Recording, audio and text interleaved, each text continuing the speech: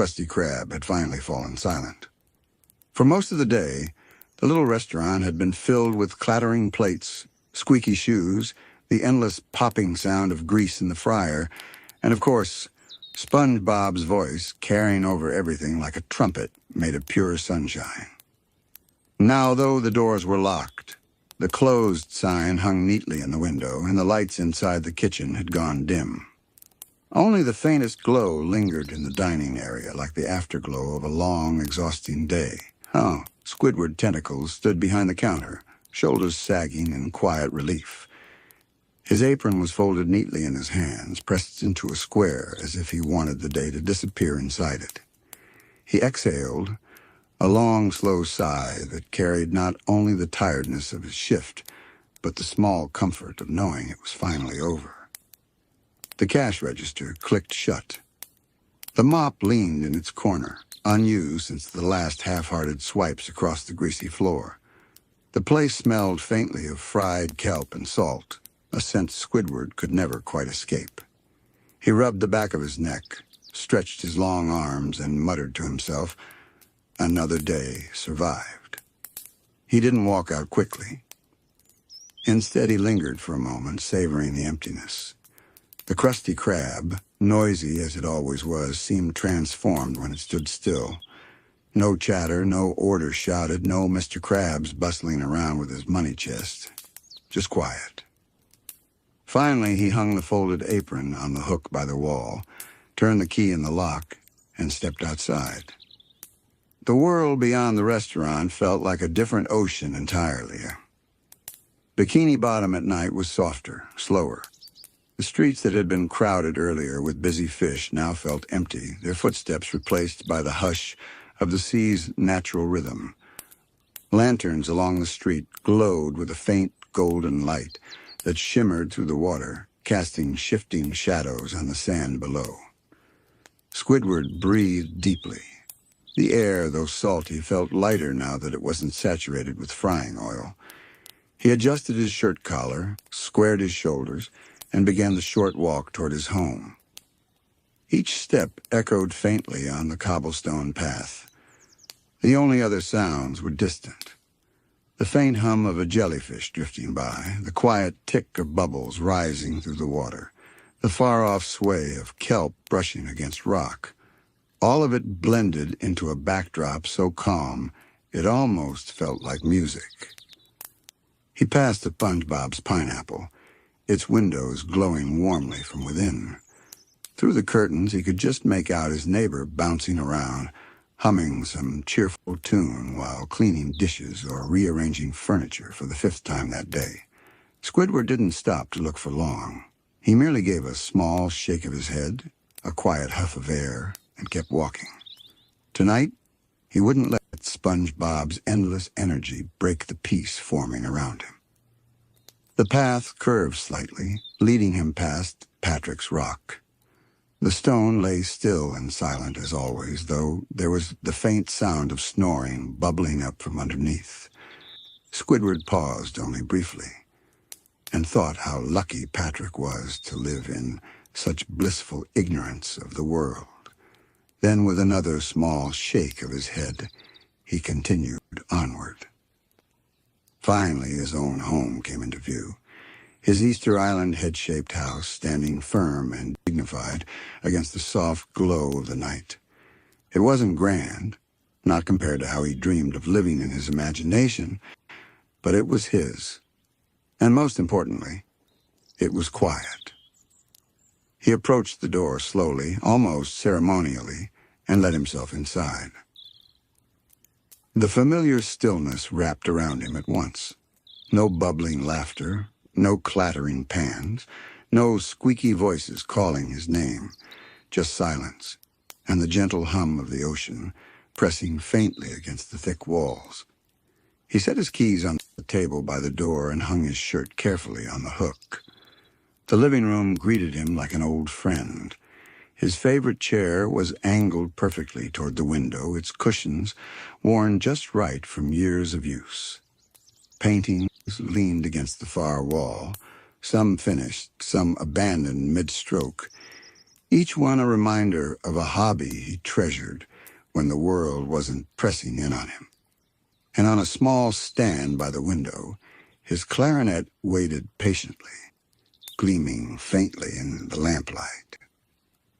For the first time all day, Squidward smiled. Just a little. He padded across the floor, his footsteps slow and careful, as though walking through a sacred space. He placed the kettle on the stove, filling it with water to make tea. The click of the burner and the soft whoosh of the flame beneath it filled the kitchen with a steady rhythm. As the kettle began to warm, Squidward moved toward the window and pulled back the curtain.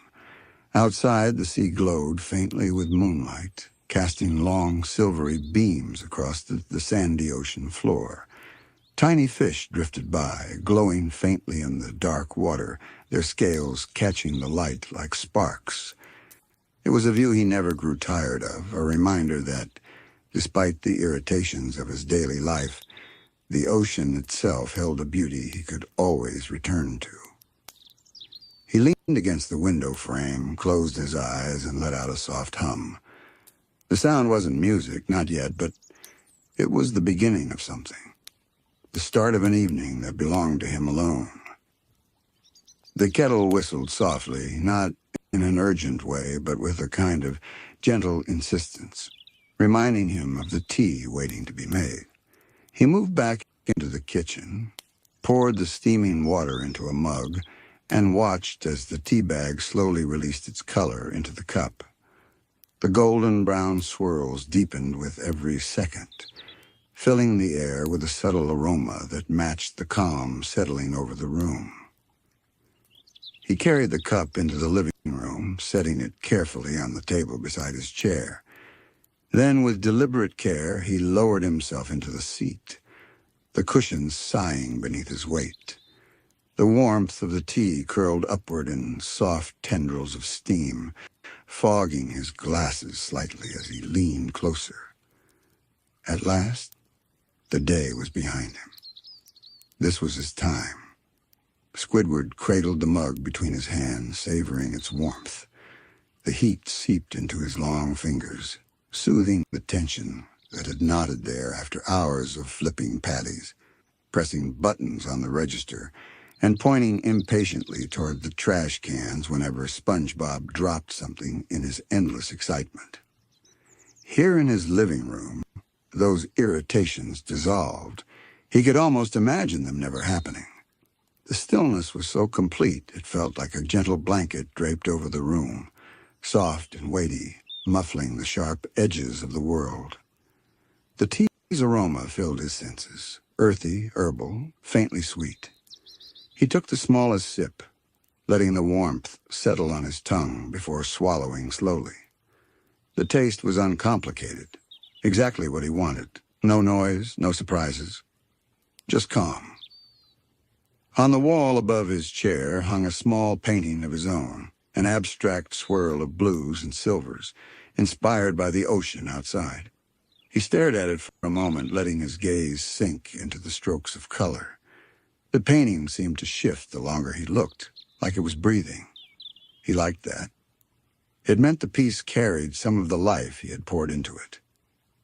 He leaned back in the chair, sighing again. This time not from exhaustion, but from relief. His eyelids grew heavy for a moment, though he didn't intend to sleep just yet. He wanted to linger in the act of unwinding, to savor each small ritual that transformed the end of his day into something worth remembering. The clarinet caught his eye again, resting quietly on its stand near the window. It glistened faintly, polished earlier that week, waiting like a loyal friend. He would play it later, but not yet. There was no need to rush. Instead, Squidward stood and wandered slowly across the room, letting his fingers drift across the canvases leaning against the wall. One was of the coral fields just outside town, painted in soft pastels. Another was an abstract interpretation of a storm he'd once watched from his window, all swirling grays and dark blues with streaks of white slicing through. Each painting carried a piece of his memory, his mood, his attempt to turn the noise of life into something beautiful. He picked up one unfinished canvas, a portrait of himself slightly exaggerated, his features drawn longer and more dramatic. He tilted his head, studying it. The brushstrokes were bold, but there was something incomplete about the way the eyes were shaped, as if they hadn't yet decided what emotion to hold. He chuckled softly to himself, shaking his head. "Needs work," he muttered, though not unkindly. He set it back down gently and returned to his chair. The tea waited, steam still rising in faint curls. He took another sip, slower this time, feeling the warmth sink deeper into his body. The room grew quieter as the minutes passed. Even the faint creaks of his house seemed to soften, as if respecting his need for peace. He could hear his own breathing clearly now, steady, calm, filling the silence with rhythm. Beyond the window, the sea shifted with the currents. A school of glowing jellyfish drifted by in the distance, their bodies pulsing faintly with light. Squidward's eyes followed them, watching their slow, graceful movement. He envied them in a way. Their lives seemed free of fuss or frustration, just drifting, glowing, existing. The thought made him sink deeper into his chair. His shoulders loosened further, his legs stretching out before him. He placed the empty mug on the table with a gentle clink and folded his hands across his lap. Time moved differently in these quiet evenings. At the Krusty Krab, every second felt stretched thin, pulled taut by noise and impatience. Here the seconds thickened, softened, became round and full. He could feel himself floating in them, as though carried along by a current that asked for nothing except his willingness to drift. For a while, he didn't think of anything at all. He simply sat, listening to the faint hum of the sea outside, watching the way the light shifted across the walls. The silence was not empty. It was full of space, of rest, of the gentle permission to stop doing and simply be. Eventually, though, his gaze fell again on the clarinet. It seemed to glimmer a little brighter now, as if it were inviting him to bring the evening alive with sound. He didn't move to pick it up yet. Instead, he imagined the first notes, how they would sound in this silence. Low, soft, almost like a sigh. Notes that wouldn't break the stillness but would join it, weaving into the quiet like thread through fabric. He smiled faintly at the thought. Playing could wait. For now, just knowing the clarinet was there, waiting, was enough. His eyes returned to the paintings, then to the faint outlines of books stacked neatly on a shelf, some read many times, others waiting for attention. He ran his eyes across the spines, remembering fragments of stories, tales of far-off oceans, legends of sea creatures, guides to art and music. Each book was like an unopened door, waiting for him to step through. He promised himself he would read one later in the week, maybe tomorrow, maybe the next quiet evening. The warmth of the tea lingered in his chest, radiating outward. His breathing slowed further, each inhale deeper, each exhale longer, like the tide itself. He felt almost as if he were becoming part of the rhythm of the sea outside. And in that rhythm, Squidward found a rare truth, that peace wasn't always something grand or distant. Sometimes it was as simple as sitting in a chair, looking at the glow of jellyfish beyond a window and holding nothing more than a quiet evening to yourself. The thought carried him deeper into calm. He shifted slightly, resting his head against the chair's cushion, and let his gaze soften once more on the room around him. Here at last, Squidward felt like himself. The clock on the wall ticked softly, its hands moving with such a delicate rhythm that Squidward almost mistook it for the heartbeat of the room itself. He glanced at it briefly, but he wasn't interested in the time. Out here, in this quiet, hours didn't matter. Evening could last as long as he wished. His gaze drifted back to the window. The ocean outside had shifted again, the silvery glow replaced by a deeper blue as the moonlight bent differently through the water. Tiny currents moved like invisible brushstrokes across the sand, rearranging its patterns. Squidward found himself staring at those ripples, almost hypnotized. They reminded him of painting, though this canvas belonged to the sea alone. He exhaled slowly, the sound echoing faintly in the stillness. Then, leaning forward, he reached for his empty mug. The warmth was gone now, but he traced his fingers along the porcelain anyway, enjoying the simple texture. He placed it carefully back on the tray and decided he might refill it later. Not yet. For now, it was enough to sit and breathe. The chair cradled him in familiar comfort. Its fabric was worn, but in the way that made it feel softer, molded to his shape over the years. Every time he sat in it, he felt as though he were settling into a conversation with an old companion. He shifted slightly, letting the cushion sigh beneath him, and closed his eyes for a few breaths. Behind his eyelids, the day replayed in small fragments. SpongeBob's laughter echoing too loudly in his ears, the clang of spatulas, the impatient muttering of customers. But here, those memories didn't sting. They passed through like shadows, fading before they could take hold. He let them drift away, carried by the rhythm of his breathing. When he opened his eyes again, the room felt even softer. The lamplight glowed with a warmth that painted the walls in golden hues. Shadows stretched gently across the floor, long and calm, moving only when the flame in the lamp flickered. His own shadow rested against the wall behind him, tall and still, like a silent guardian. His eyes lingered again on the clarinet.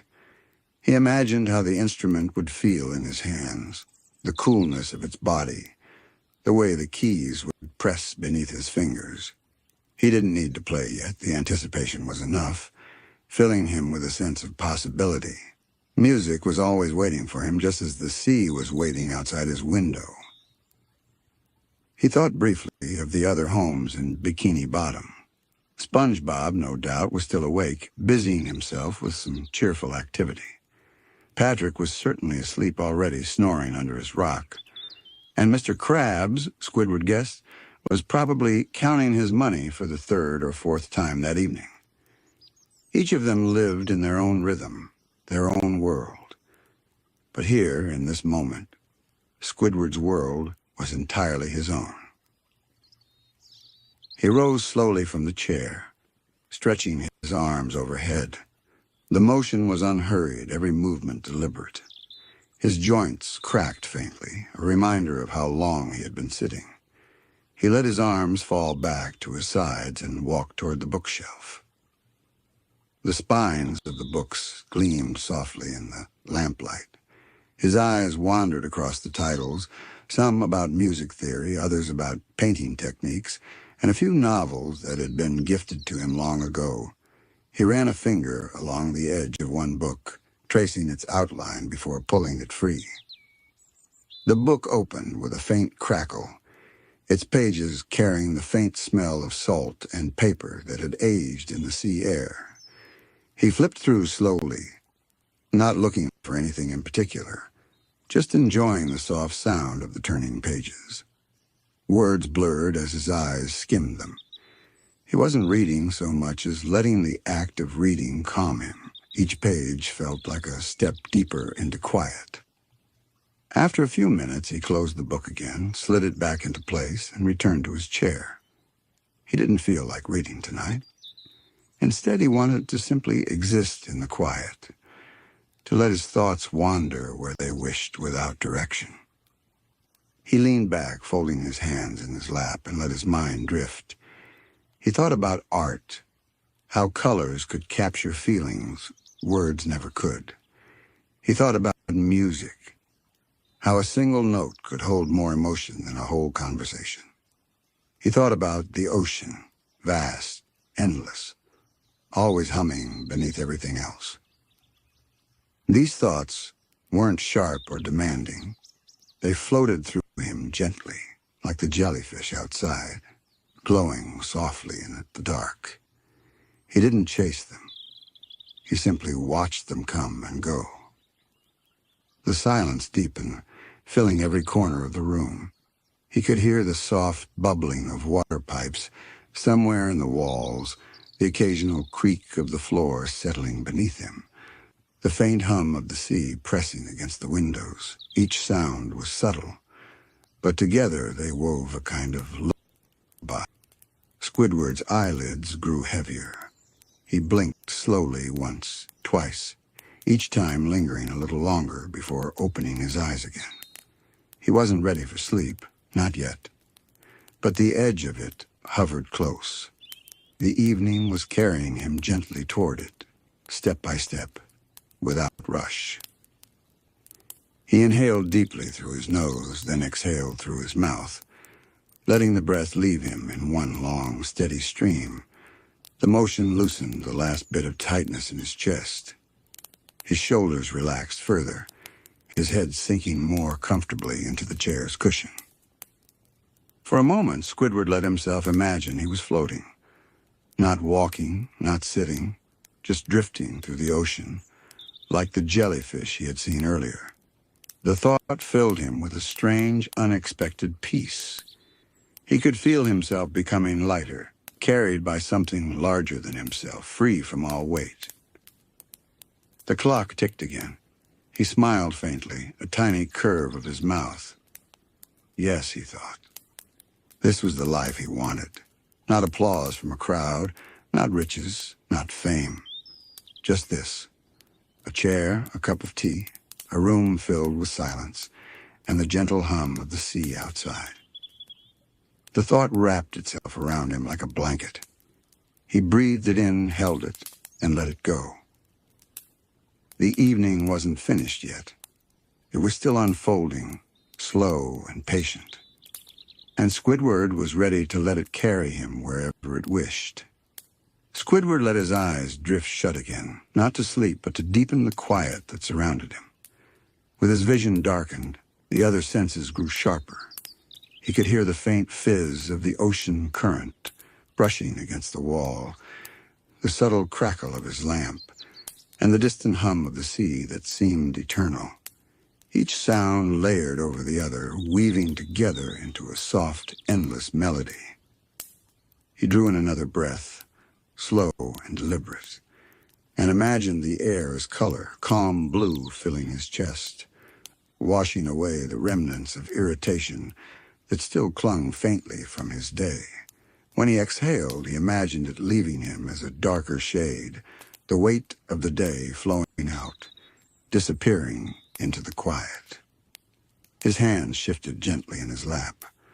One finger tapped once against the other, a rhythm so slow it barely counted as movement. It was the echo of music, though he hadn't yet lifted his clarinet. His body seemed to remember what playing felt like even before he decided to play. After a while, he opened his eyes again, and the room seemed even softer, bathed in golden lamplight. The glow touched the edges of his clarinet stand, highlighting its curves. He studied it for a long time. He thought of how many evenings had unfolded just like this one, returning home, sipping tea, letting the world fall quiet, and then, when the time felt right, letting music drift out to the room. He reached for the clarinet at last, his movements deliberate, careful.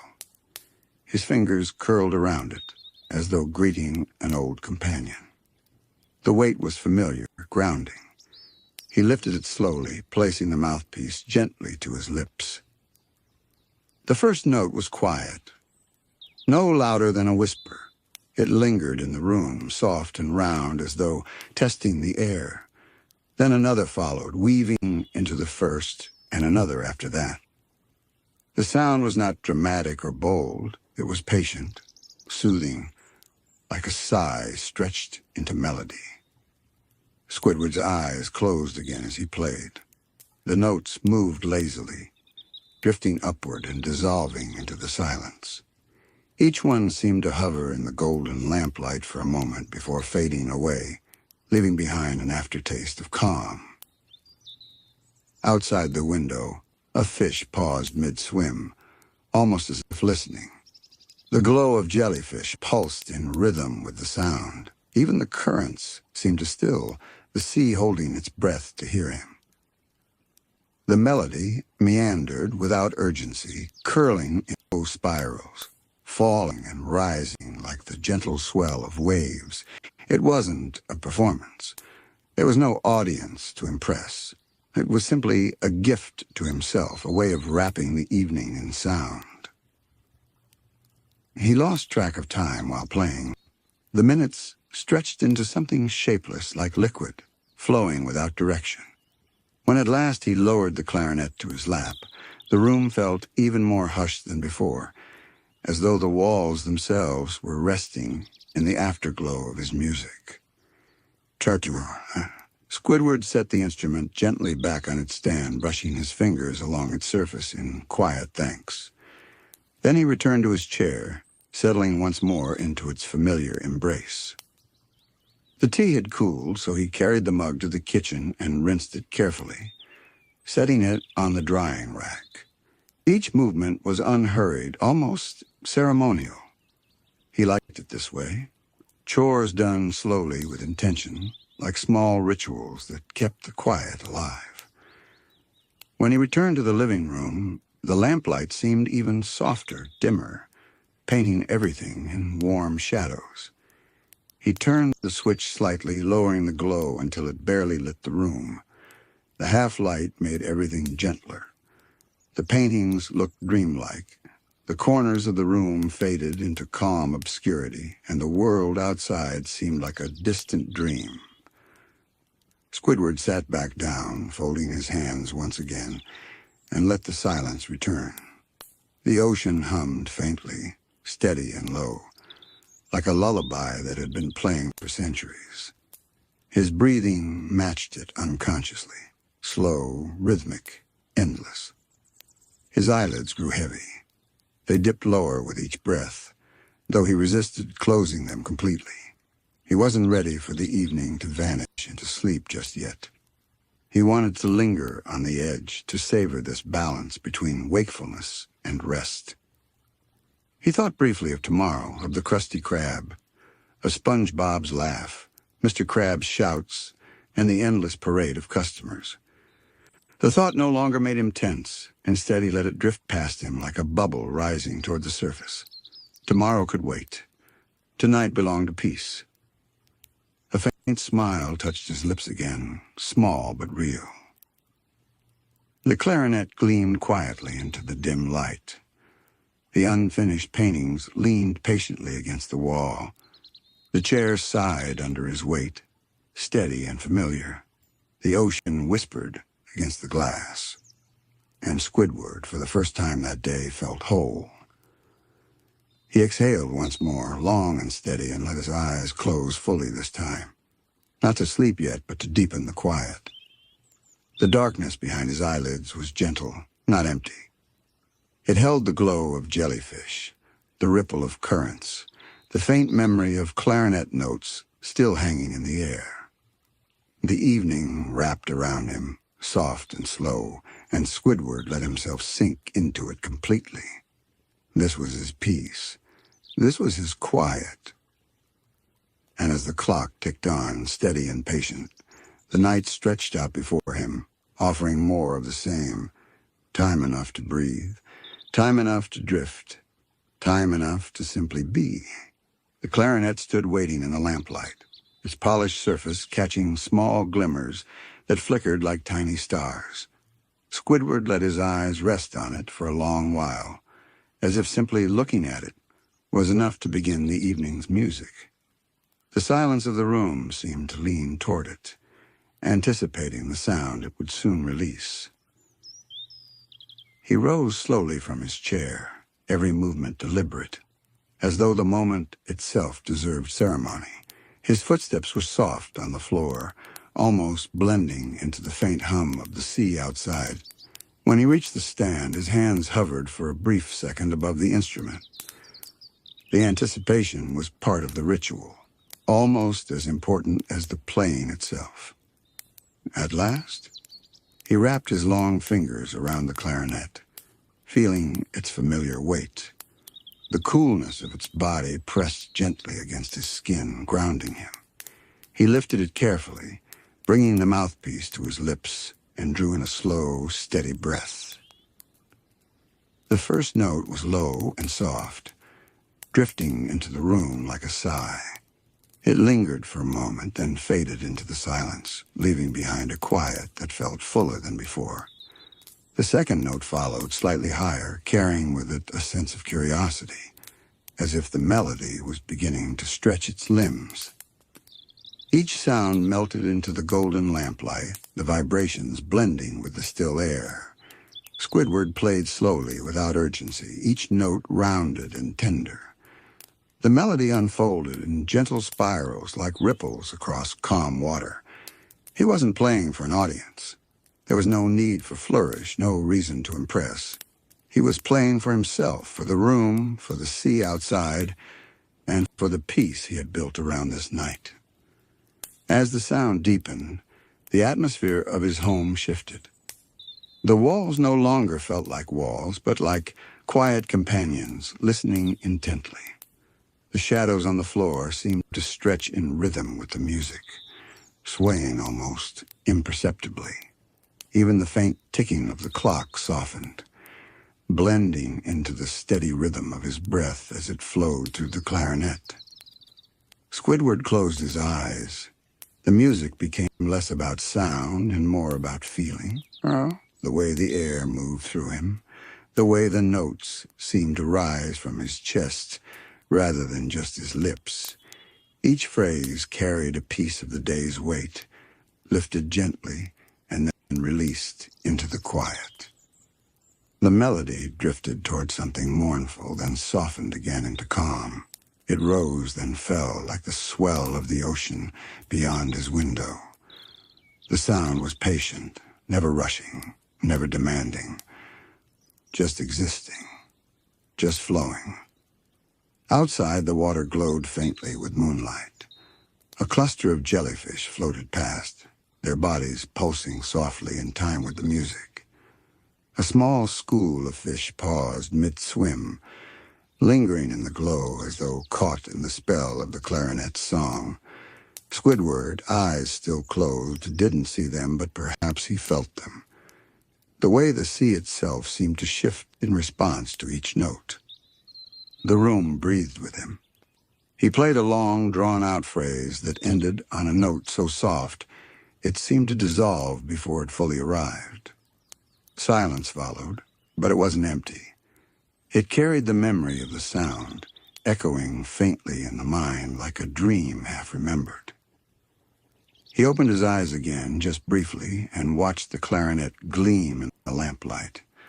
The glow reflected along its keys, shining like stars scattered across its surface. He lowered his gaze to the floor, then closed his eyes again, sinking deeper into the rhythm. Each note felt like a word he couldn't say aloud, a thought too delicate for speech. The clarinet spoke for him, sometimes gently, sometimes with a quiet ache, always with honesty. He didn't think about technique or perfection. He let the music move at its own pace, wandering wherever it wished. The melody shifted again, becoming softer, almost like a lullaby. The tones curled through the room, brushing against the paintings leaning on the walls, slipping beneath the doorframe, and drifting upward toward the ceiling. The house itself seemed to hum with him, its quiet heart matching his. Time began to lose its shape. Minutes blurred, stretched thin, folded back on themselves. The only rhythm that mattered was the steady flow of his breath, the exhale that gave birth to sound, and the inhale that welcomed it back.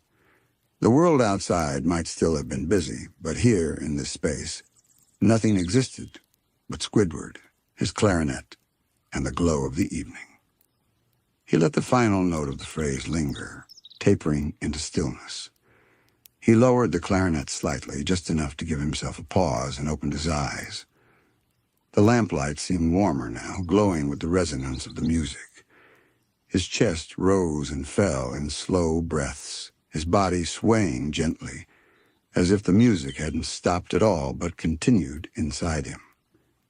He smiled faintly, small, quiet, almost unnoticeable, but real. Then, without a word, he lifted the clarinet again, ready to let the next wave of sound drift into the waiting night.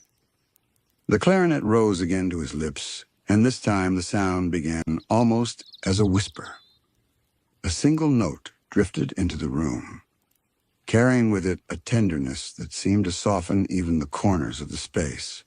It hovered, light as breath, before folding gracefully into the next tone. The melody that followed felt less like a piece of music and more like a conversation. Gentle words spoken into the quiet, addressed to no one and everyone all at once. Each phrase seemed to ask a question, and the following note would linger long enough to answer it. Squidward swayed slightly as he played, his movements slow and deliberate. The glow of the lamp painted a golden sheen along his arms, catching in the curves of the clarinet as he turned. His eyes closed again, not from habit, but from surrender, allowing the music to lead him wherever it wanted to go. The sound deepened, flowing lower, as though the clarinet were sighing for the day just past. A day full of noise and interruptions, laughter that never truly included him. Requests that pulled him away from the quiet he craved. But here, in this room, with the lamplight warm against his skin, the clarinet held his truths without judgment. It spoke the things he kept inside, translating them into tones that shimmered and dissolved into the night air. He played slowly, lingering on each phrase as though it needed time to unfold. The silence between notes became as important as the sounds themselves. Sometimes he held that silence for several heartbeats, letting it stretch until the anticipation grew, and then he would breathe again, filling the pause with a soft ribbon of sound. The glow of the lamp seemed to pulse in rhythm with him, brightening slightly as he exhaled into the clarinet, dimming as he inhaled. Or perhaps it was only his imagination, yet it felt real, as though the light itself was an audience, leaning forward to listen. Outside, the ocean swayed gently, its surface reflecting the faint shimmer of moonlight. The window panes vibrated ever so slightly with the lower notes, catching the resonance in a way that made the whole house feel alive. Even the small potted plant near the corner seemed to lean toward the music, its leaves casting faint shadows that wavered across the wall. The melody began to wander upward, stretching into higher tones that sparkled like scattered stars. Squidward let them drift, his fingers moving with an ease that came from countless evenings just like this one. There was no pressure to be perfect, no need for applause. The beauty was not in performance, but in release. A long, winding note unfurled, curling through the air like smoke from a candle. It hung there, shimmering, and then gently fell into a softer tone, as though settling into a cushion of silence. Squidward could feel it resonate inside him, not just in his lungs, but in his chest, his arms, even the tips of his fingers.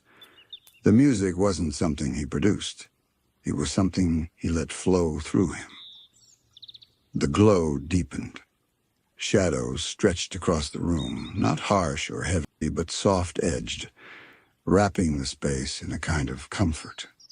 Squidward allowed himself to lean into that comfort, closing his eyes tighter, drawing each note out longer, softer, more tender.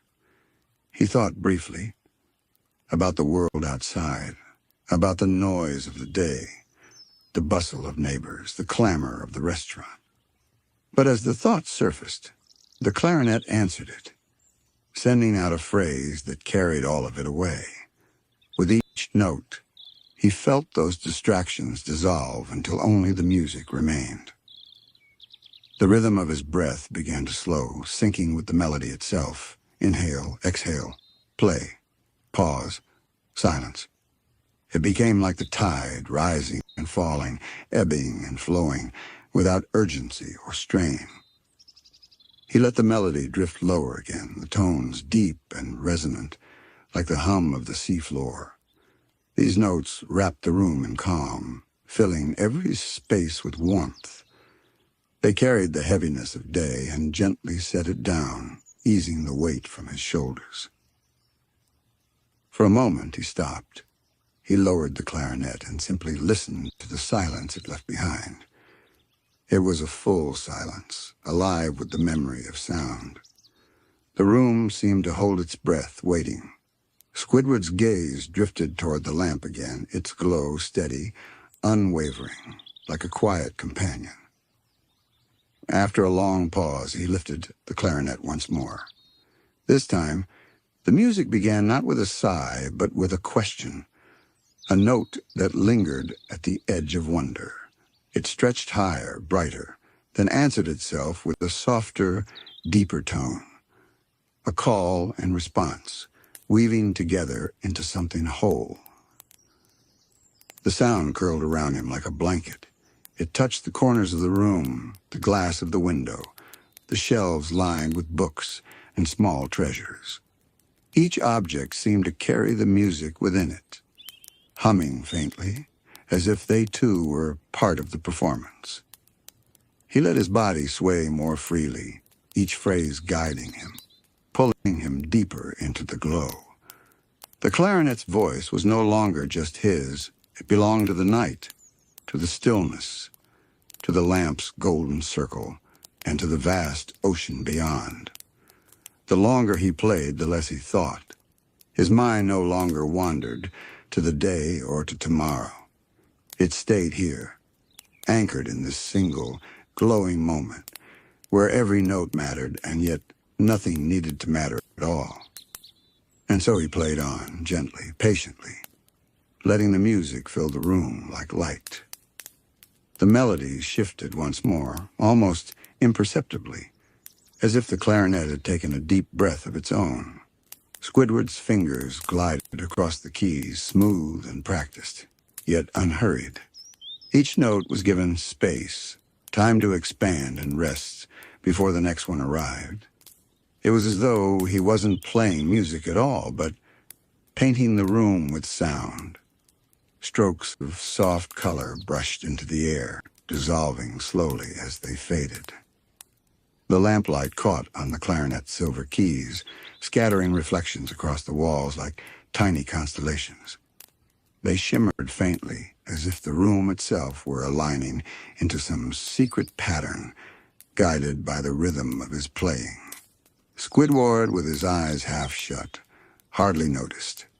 His world was narrowed to the feel of the clarinet in his hands, the warmth of the air as it moved through the instrument, and the glow that seemed to pulse in quiet harmony around him.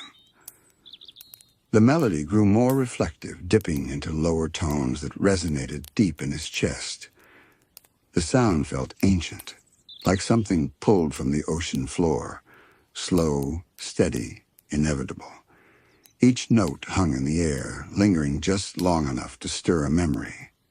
Squidward thought of evenings long past, of walking home beneath the dim streetlights of Bikini Bottom, his clarinet case tucked under his arm, of moments spent dreaming of grand stages and bright spotlights, applause crashing like waves.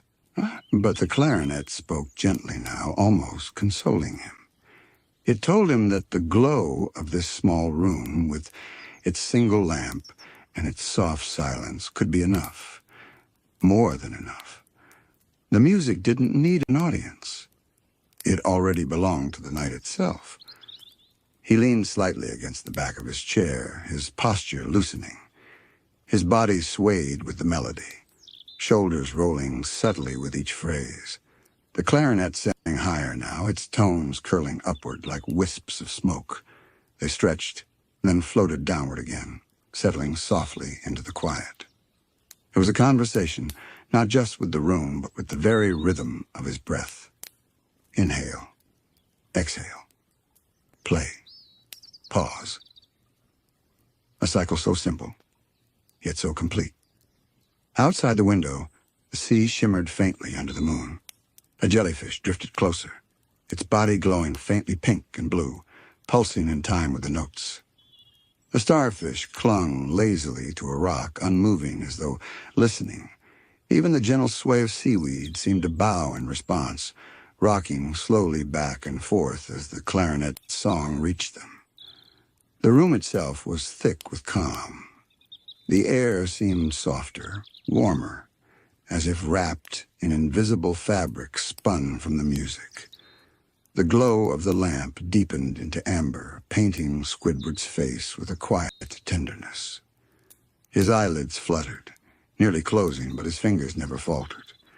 They moved as if by memory, guided not by thought but by instinct, by the bond he had built with this instrument across countless evenings.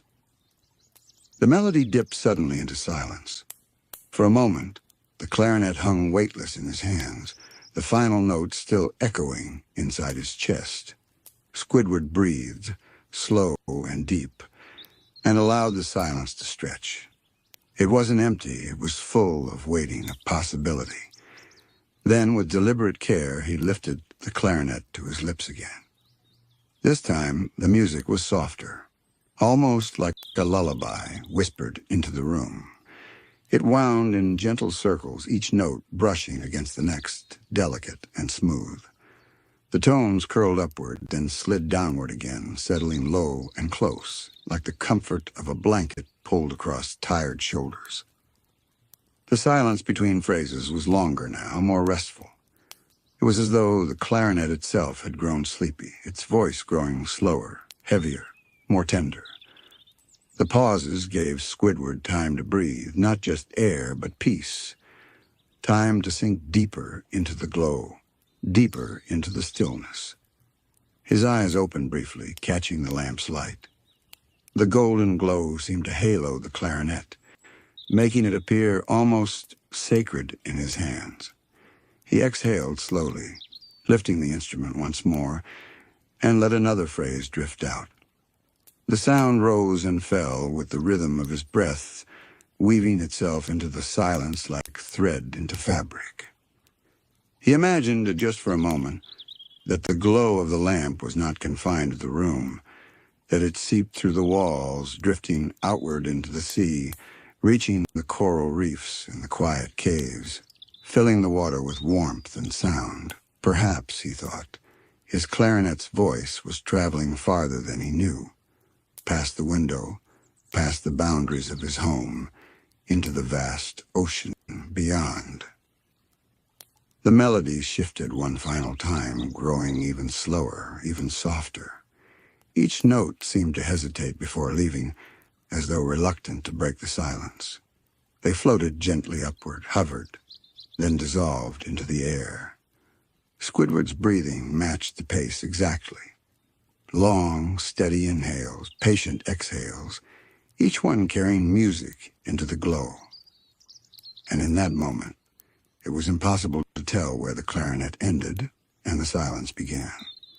They belonged to each other, two halves of the same stillness. Squidward sat quietly, swaying, eyes closed, the glow wrapped around him like a second skin. The music continued, soft, endless, glowing.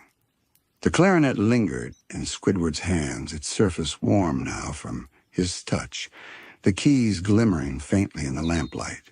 He exhaled softly, the sound escaping not as a note, but as a sigh, a gentle release that seemed to join the music already resting in the room.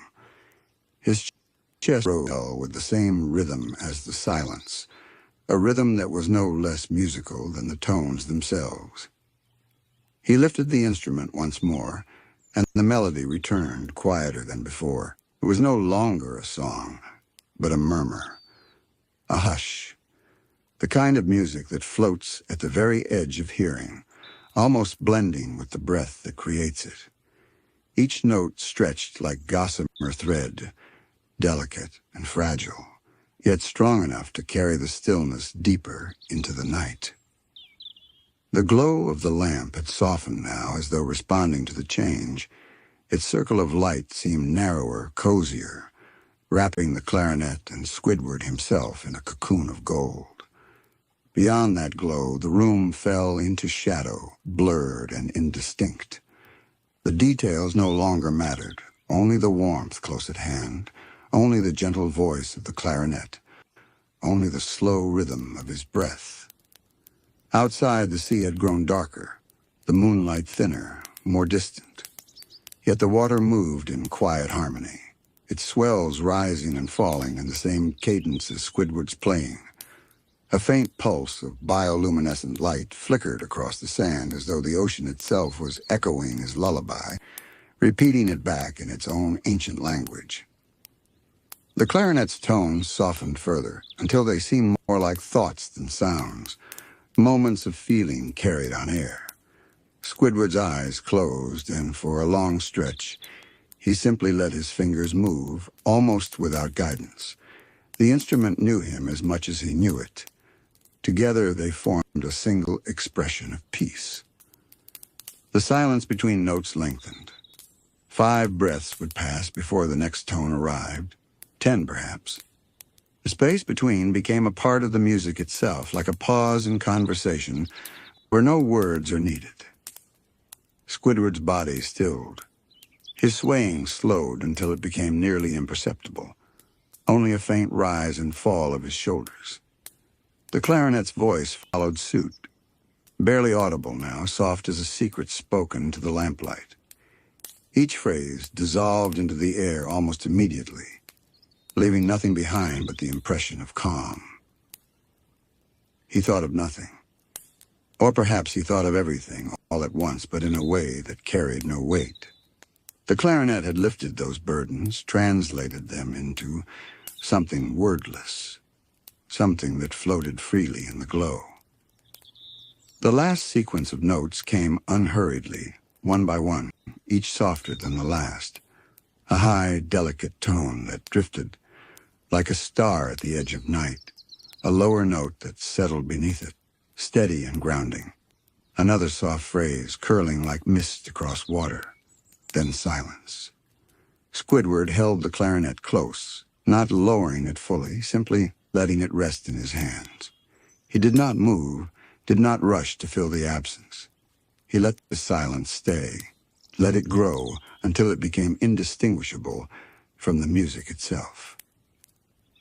The lamp flickered faintly, then steadied, its glow unwavering. The room seemed to exhale with him, walls relaxing, shadows softening. Outside, the sea shimmered once more with faint light, then calmed, as though the ocean had drifted into sleep along with him. Squidward lowered the clarinet slowly, carefully, as though placing it back into the glow were an act of reverence. He laid it across his lap, his fingers still brushing its surface. His breathing was even now, deep and steady. His eyelids, half closed, remained still, content simply to rest. The room was silent, but it was not the silence of absence. It was the silence of completion, a silence that carried music within it, hidden and endless. The glow of the lamp, the warmth of the clarinet, the rhythm of the sea, all of it lingered, suspended in that moment. Squidward sat in the middle of it, neither apart from nor separate to it, but part of the glow itself. And so the evening continued, peaceful, gentle, endless. The clarinet now rested gently on its stand, the lamplight still glimmering faintly across its polished keys. Squidward's fingers lingered over it for a moment, as though reluctant to let go of its warmth. But the night was not finished with him yet. Another form of expression called to him, one quieter still, though no less full of voice. His gaze drifted toward the corner of the room where his easel stood waiting.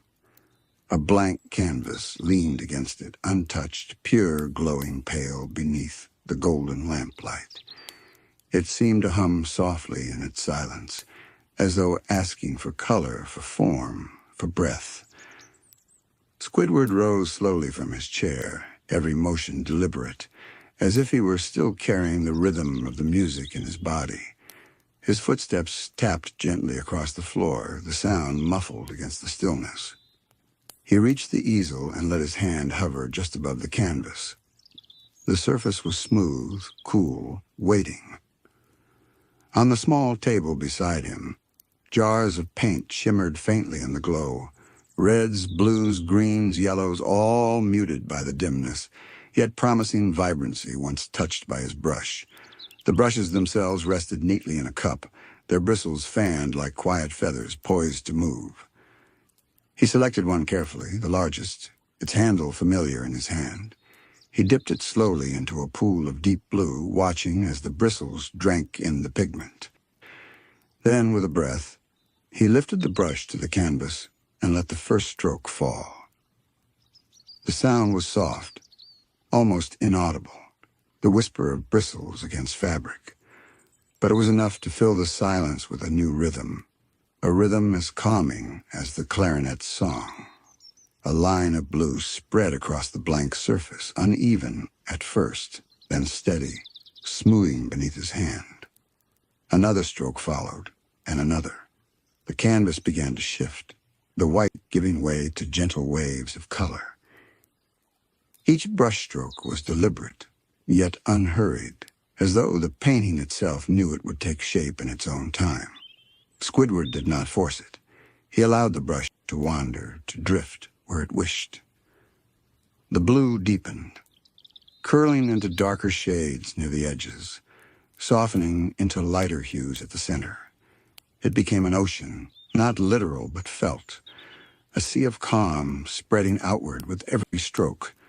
Squidward leaned slightly closer, his body swaying just as it had with the clarinet, as if the act of painting carried its own kind of music. The lamplight glowed warmly across the canvas, catching in the wet paint and making it shimmer. It looked almost alive, as though the ocean within it were moving slowly, gently, under some unseen tide. He dipped the brush into a pale green next, letting it mix faintly with the blue.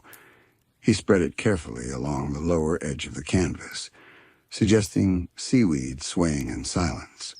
The strokes were loose, impressionistic, more suggestion than detail. The beauty was not in precision, but in the flow of color itself. The silence of the room deepened, yet it was not empty. The sound of the brush filled it, soft and rhythmic. Each stroke carried the same calm as a long exhale, the same patience as a pause between clarinet notes. Squidward let his breathing sink with the rhythm of the strokes. Inhale, paint, exhale, paint. The repetition became meditative, as though the canvas were guiding him into a deeper stillness. The painting began to grow. A hint of moonlight appeared in the upper corner, brushed in with soft whites that blended into the blue.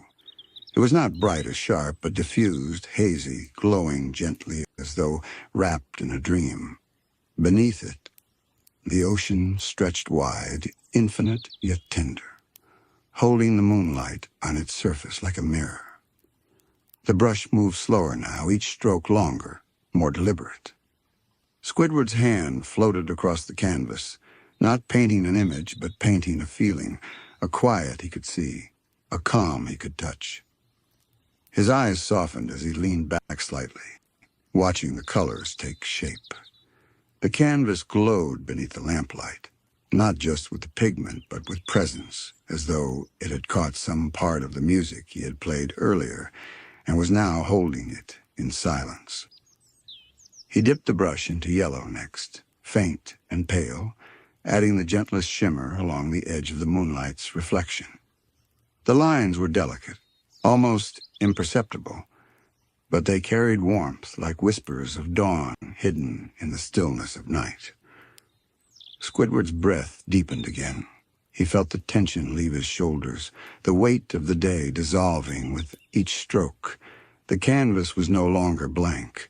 It was alive, carrying color, carrying calm, carrying him. The brush paused. He held it above the canvas, watching as a single drop of paint clung to its bristles before falling, settling onto the surface like a star landing in water. He smiled faintly, not correcting it, allowing it to belong. The silence wrapped around him once more, now filled with the quiet presence of both music and paint. The clarinet had spoken, and now the canvas was speaking too, both in their own voices, both carrying the same truth. And Squidward, standing before it, was not apart from them. He was part of the glow, part of the stillness, part of the art. The canvas slowly began to breathe with him, each brushstroke carrying a fragment of his quiet. The blue ocean spread wider, darker in places, lighter in others, as if holding both the weight and the softness of the night. The pale glow of the moon reflected faintly in its surface, and Squidward's hand hovered at the edges, adding gentle touches where the painting called for them. He dipped his brush into a jar of deep purple next, swirling it slowly, carefully. The bristles darkened, and when they met the canvas, the purple merged with the blue, forming shadows that hinted at unseen depths. The strokes were long and curved, curling downward like the outlines of distant waves.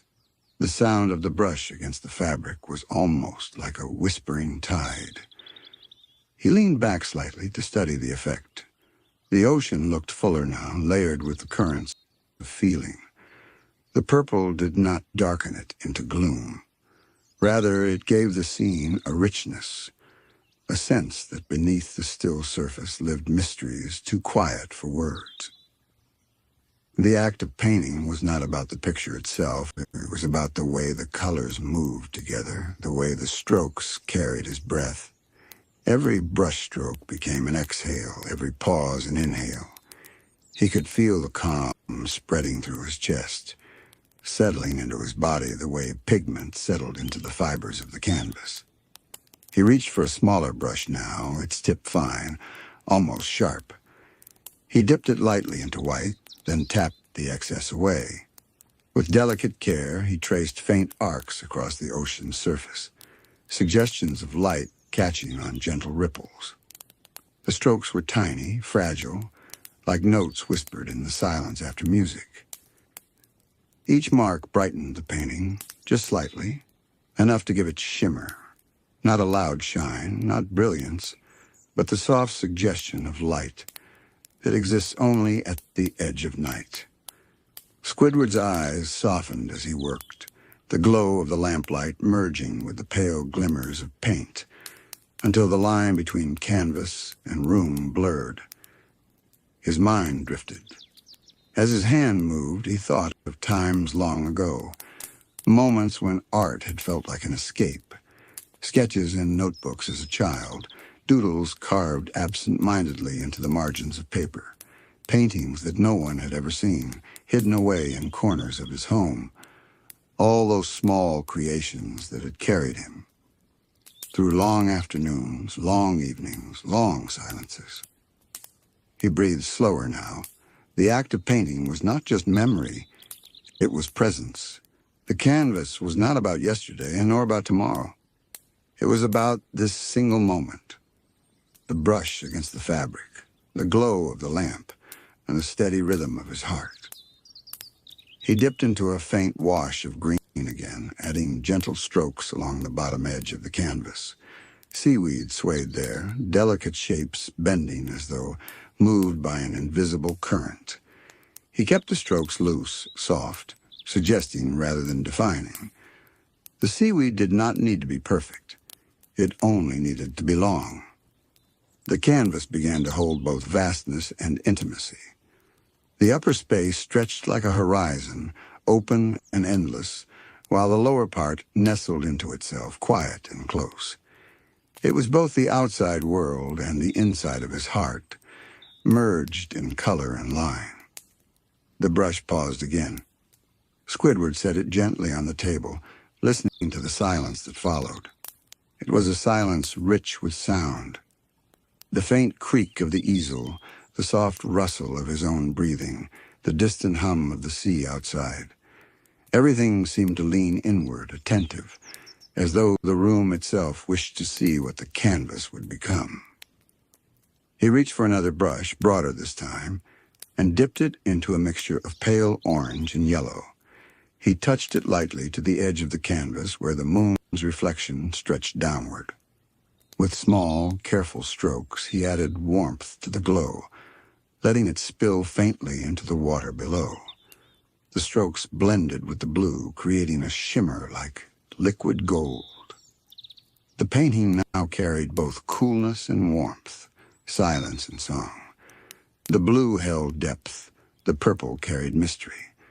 The white glimmered softly, and the yellow brought a gentle light. It was not a painting of an ocean, not truly. It was a painting of peace. Squidward stepped back a little. His eyes lingered on the canvas, on the way the colors merged, the way the glow seemed to seep outward from the center. He breathed deeply, slowly allowing the calm to wash through him. He picked up the brush again, adding only the faintest strokes now, as if the painting itself were instructing him. A soft curve here, a touch of shadow there, a glimmer at the corner of the moon's reflection.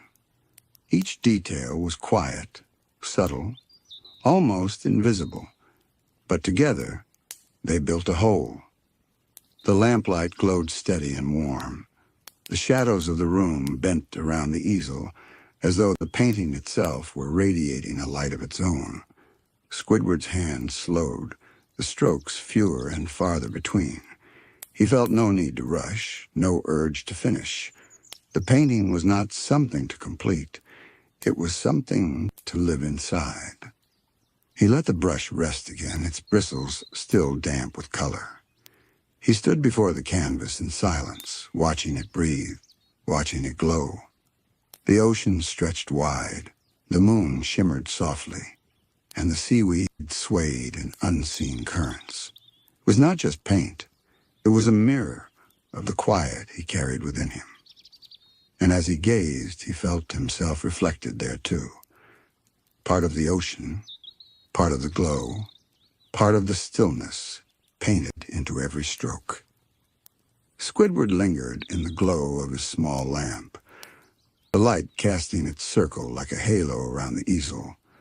The rest of the room faded into gentle shadows as though the canvas had become the world and everything beyond it was only a quiet echo. He stepped closer again, fingertips brushing faintly against the wooden edge of the frame. The painting felt alive, not in a loud or dramatic way, but in the way a pond stirs when touched by the wind, or the way a seashell carries the echo of distant waves.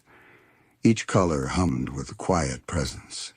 The blues deepened like a calm breath. The purples whispered secrets of the night. The green swayed in unseen tides, and the golden shimmer of moonlight hovered like a lullaby suspended in air.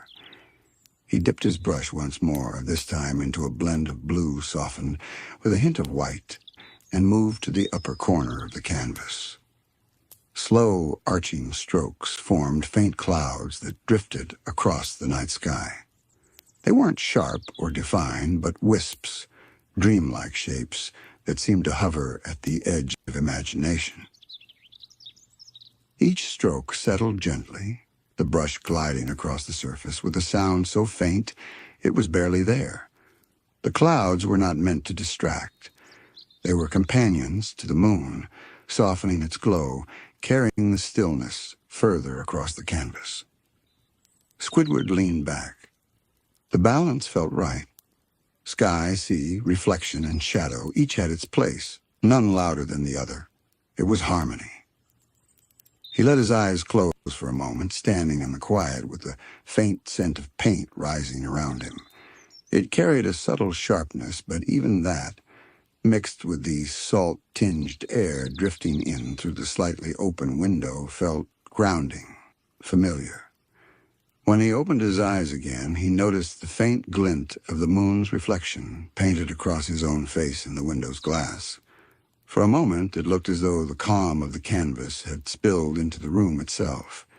He smiled, not broadly, but a faint curve of contentment, like the softness of a tide touching the shore. His brush moved again, lighter now, as though painting not with paint but with breath. He touched the water with tiny flecks of silver white, scattered here and there like stars that had fallen from the sky and rested gently on the ocean's surface.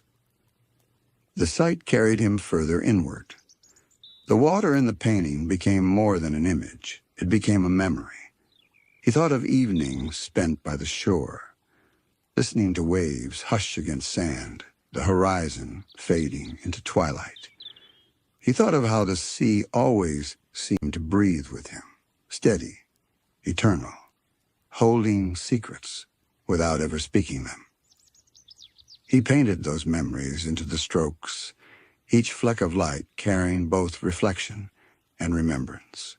The ocean became not just the sea outside his window, but the sea within him, vast, quiet, and endless. He rested his brush again and folded his arms lightly across his chest, gazing at the canvas as though it might speak. And in its silence, it did. Not with words, but with presence. A presence that mirrored his own solitude, softened it, made it gentle instead of heavy. The lamplight flickered faintly, a subtle movement in the steady glow. Shadows shifted across the wall, bending around the edges of the painting. Squidward tilted his head, studying the way the canvas seemed to hold its own light. It was as though the painting breathed in rhythm with him, exhaling glow, inhaling quiet. He moved to the table again, dipping his brush into a faint mixture of lavender. He touched it sparingly to the lower right, adding a haze that curled softly, like a mist drifting over the sea. The strokes were thin, transparent, barely there, yet they carried depth. The mist gave the water a sense of mystery, a suggestion that what lay beyond was endless, tender, unknowable. The act of painting no longer felt like creation. It felt like discovery, as though the scene had always existed, waiting for him to uncover it stroke by stroke. The canvas was not blank when he began. It had simply been hidden. Each touch of the brush revealed it more fully, like unveiling a dream. Squidward's breathing slowed again. He noticed how his shoulders had loosened, how the tension that often clung to him during the day had softened, dissolved. His body was quiet, his mind even quieter. The painting had become a meditation, and he its instrument. The quiet deepened. Outside, the faint sound of water carried into the room, mingling with the rhythm of his brush. The two sounds became one. Paint against canvas, wave against stone. Time folded itself away. Minutes passed like drops of water falling gently into stillness. He sat for a while, brush in hand, simply gazing at the canvas, letting the image settle into him as much as he had settled into it. The moon glowed faintly in painted reflection, and for a moment, he imagined stepping into that world, standing on the painted shore, breathing the painted air, gazing at the painted horizon where night and sea embraced each other in silence. Oh, the thought lingered, soft and comforting. In that imagined place, there were no interruptions, no demands, no noise beyond the hush of waves and the whisper of wind. It was not an escape, but a home, a place made of his own hand, his own heart, where he could rest without needing to explain. His hand moved once more, adding the faintest touches to the seaweed below, brushing in curves that seemed to sway gently with unseen currents. He gave them no sharp edges, only softness, as if they too were drifting in dream.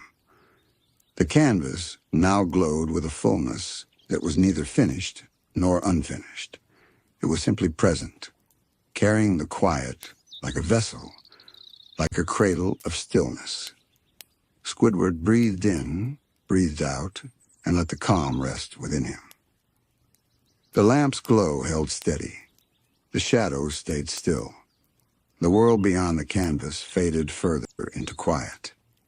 And in that circle of light, in that steady rhythm of breath and brush, Squidward felt not only like an artist, but like a listener, listening to the silence, listening to himself, listening to the story that the colors whispered without ever needing words. The painting stood before him, glowing softly in the lamplight, yet it felt as though it carried its own light from within. Squidward rested the brush across the rim of the jar and stepped back, his movements slow, deliberate, careful not to break the fragile atmosphere that filled the room. The canvas was no longer simply paint and fabric. It had become something more, a window, a mirror, a quiet place where his own thoughts and feelings had been transformed into colors and shapes.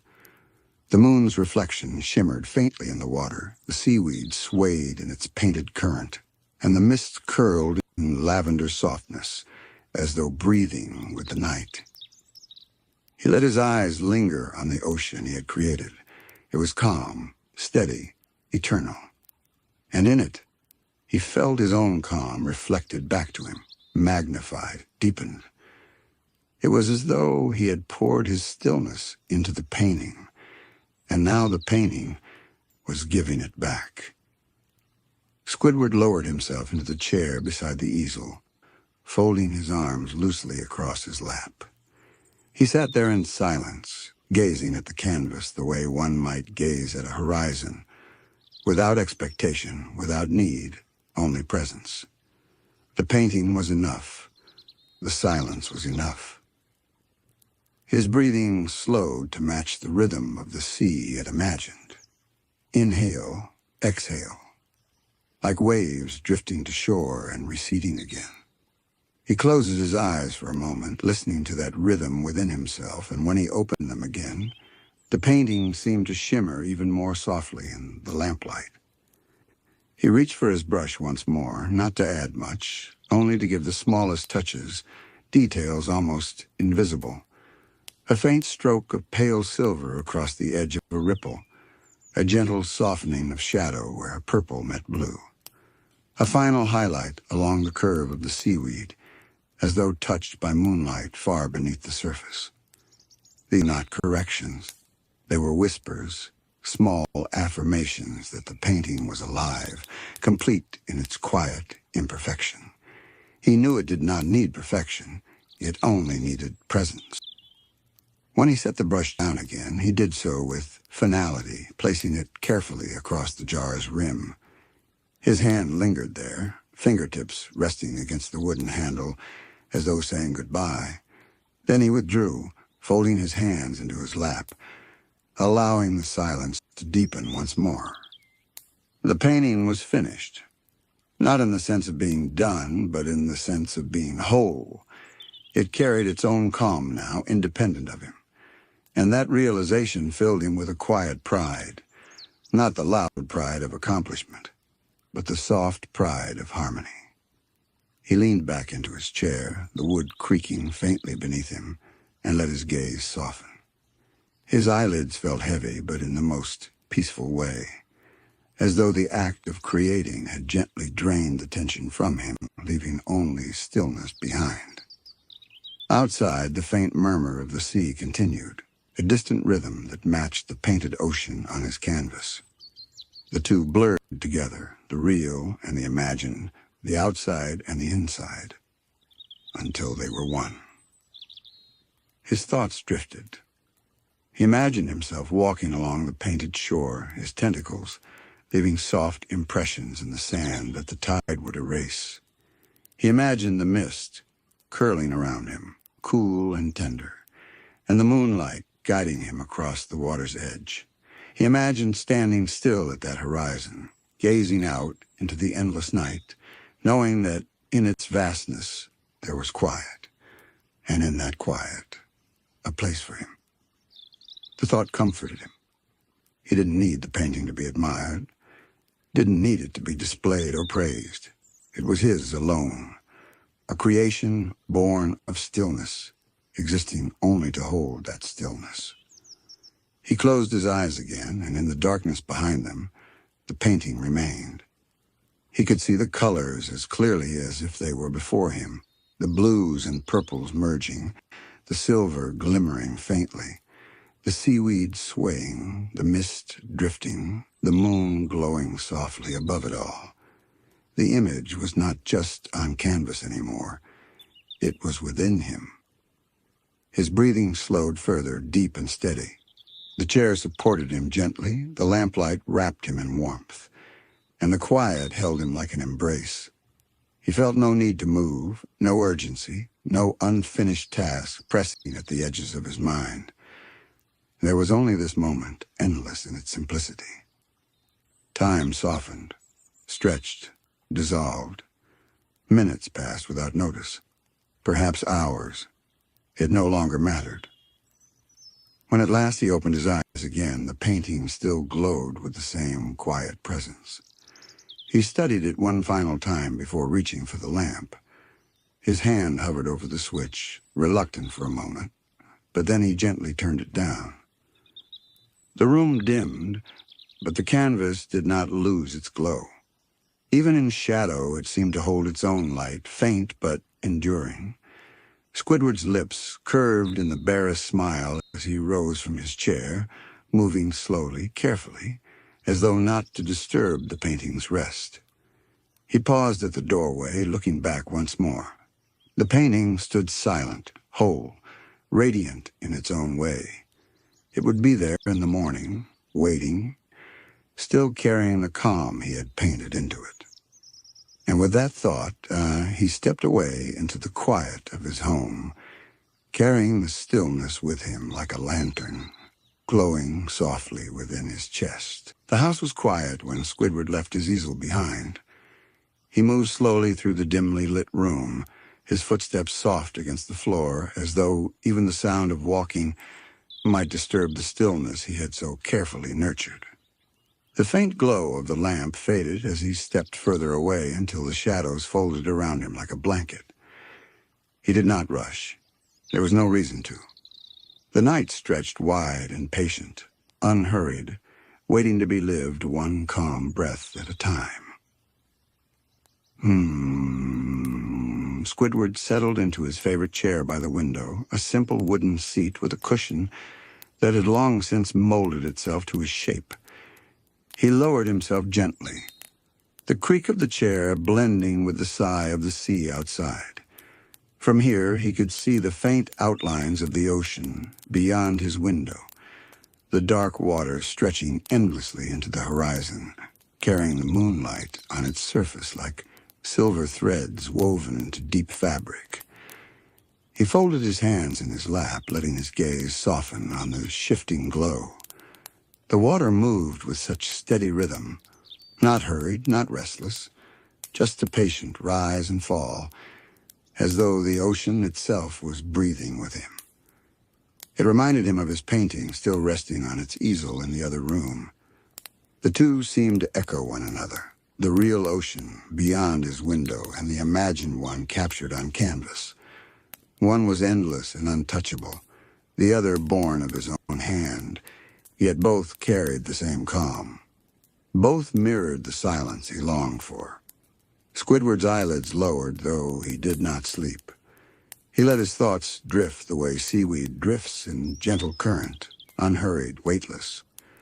They floated from one memory to another, never clinging, never demanding. He thought of earlier days when evenings had not always been so calm. Nights filled with noise from outside, laughter too loud, interruptions too frequent. Nights when he felt pulled away from himself, unable to find this kind of stillness. But tonight was different. Tonight there was only quiet. And within that quiet, he found himself whole. He tilted his head slightly, listening to the faint murmur of the sea through the glass. The sound rose and fell, a lullaby older than time. He imagined that if he leaned closer, he could hear the individual ripples, each with its own voice, each whispering its own secret into the night. The chair cradled him in comfort. His tentacles rested loosely over the armrests, his shoulders sinking back as tension released from every corner of his body.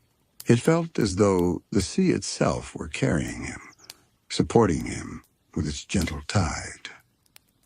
His thoughts turned not to the world outside, but inward. He reflected on the painting, on the quiet act of creation that had filled the earlier hours of his evening. It was not just a painting, he realized. It was a reflection of his own longing, his own yearning for harmony.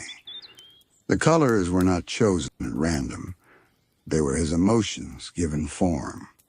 The calm blue of his need for peace, the purple of his mysteries, the silver white of his fragile hopes, the golden glow of warmth he rarely allowed himself to feel.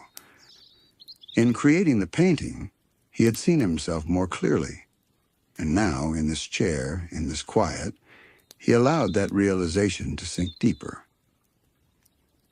The ocean outside shifted again, the moonlight stretching across the waves like a path. He followed it with his eyes, letting his imagination step along it, one slow pace at a time. Each step carried him farther from noise, farther from expectation, farther into stillness. He reflected, too, on solitude. Often he thought of it as loneliness, a space filled with absence. But tonight it felt different. Tonight, solitude was not emptiness, it was fullness. It was space to breathe, to create, to reflect. Space to be himself without interruption, without needing to perform, without needing to explain.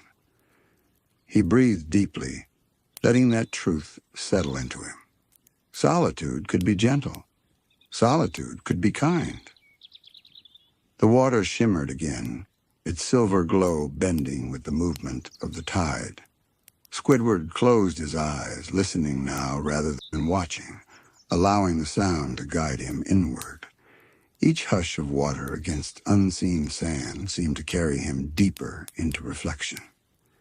He thought of the moments that had shaped him, small ones often overlooked. The first time he picked up a brush, not knowing what to expect, yet finding joy in the way color moved. The first time he held his clarinet, uncertain but curious, pressing keys to hear what sounds might emerge. The countless evenings when, despite frustration, he returned again and again to his art, not because he sought perfection, but because he sought himself. Those moments lived within him still. They were woven into every brushstroke, every note, every quiet evening like this one. And as he sat in his chair, reflecting, he realized how much those little moments mattered. Not the applause, not the recognition, but the still hours when he was simply himself. The sea outside spoke again, its voice steady and low. Squidward let the sound wash through him like water over stone, smoothing the edges of thought until only calm remained. The room seemed to hum with quiet. Not silence exactly, but a collection of the softest sounds, the faint creak of wood settling, the distant hush of waves, the whisper of his own breathing.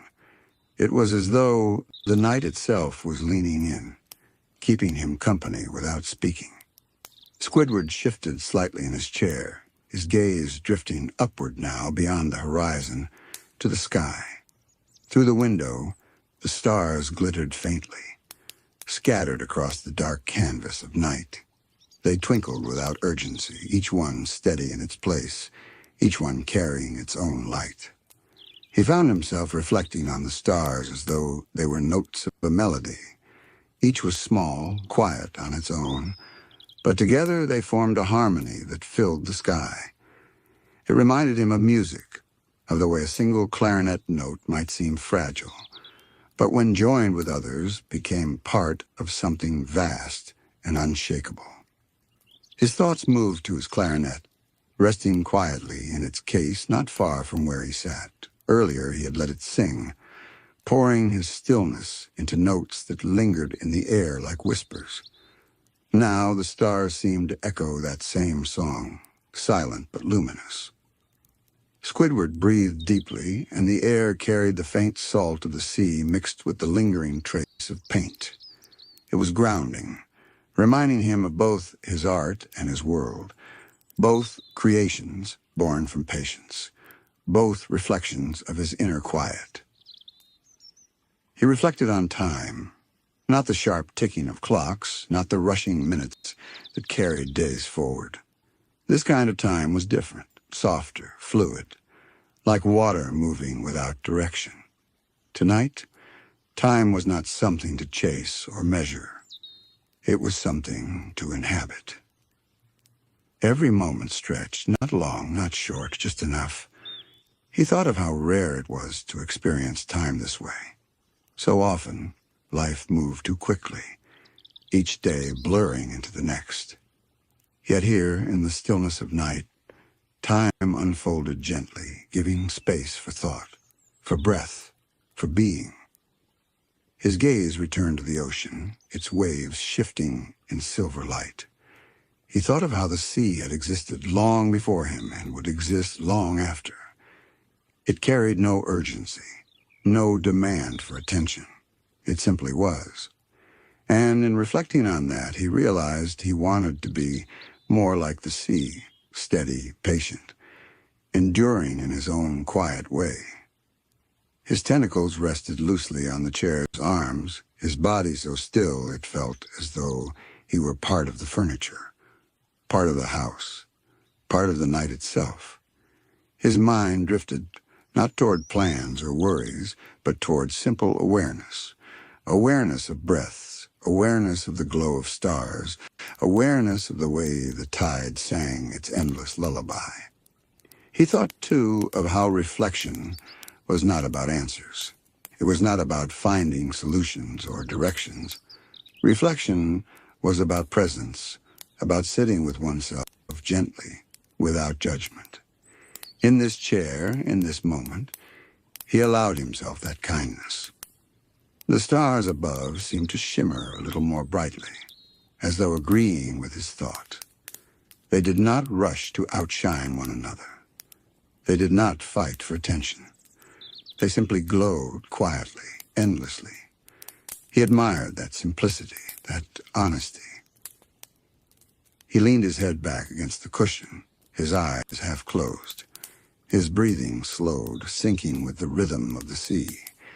He could almost feel the tide within his chest, rising with each inhale, falling with each exhale.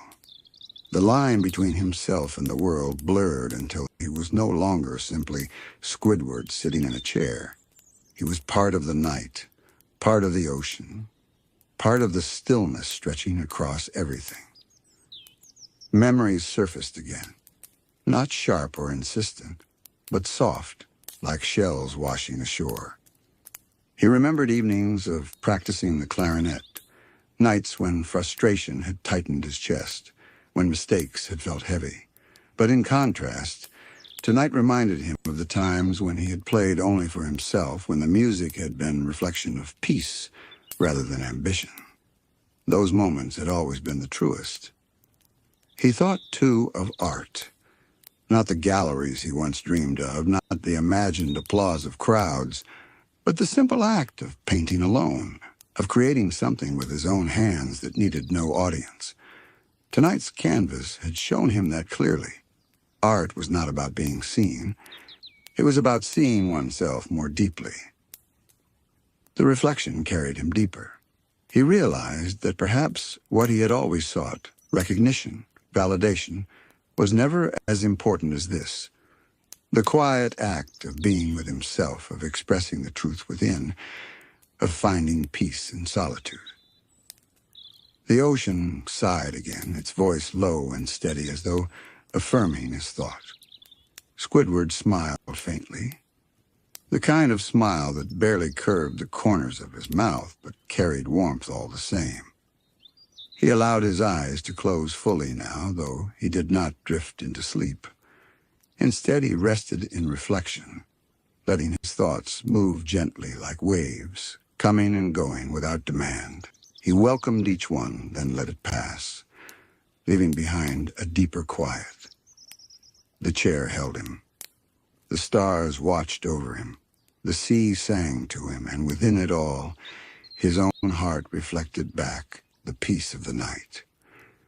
The night stretched on, quiet and unbroken, as though it wished to cradle Squidward in its arms. He remained in his chair by the window, his body softened into its curves, his eyes half-lidded, as though balanced between waking and dreaming. The world beyond the glass moved slowly, patiently, as if matching his stillness. The sea rose and fell, each wave carrying a silver shimmer across its crest. Sometimes the light flickered. Sometimes it stretched into long threads, but always it returned. Always it renewed. Squidward found comfort in that. The sea did not worry about being perfect. It only existed endlessly, gently. Perhaps he, too, could learn to exist in that way. He let his gaze shift from the horizon, back to the stars. They seemed clearer now, as though the night air had polished them, each one a tiny lantern glowing against the dark.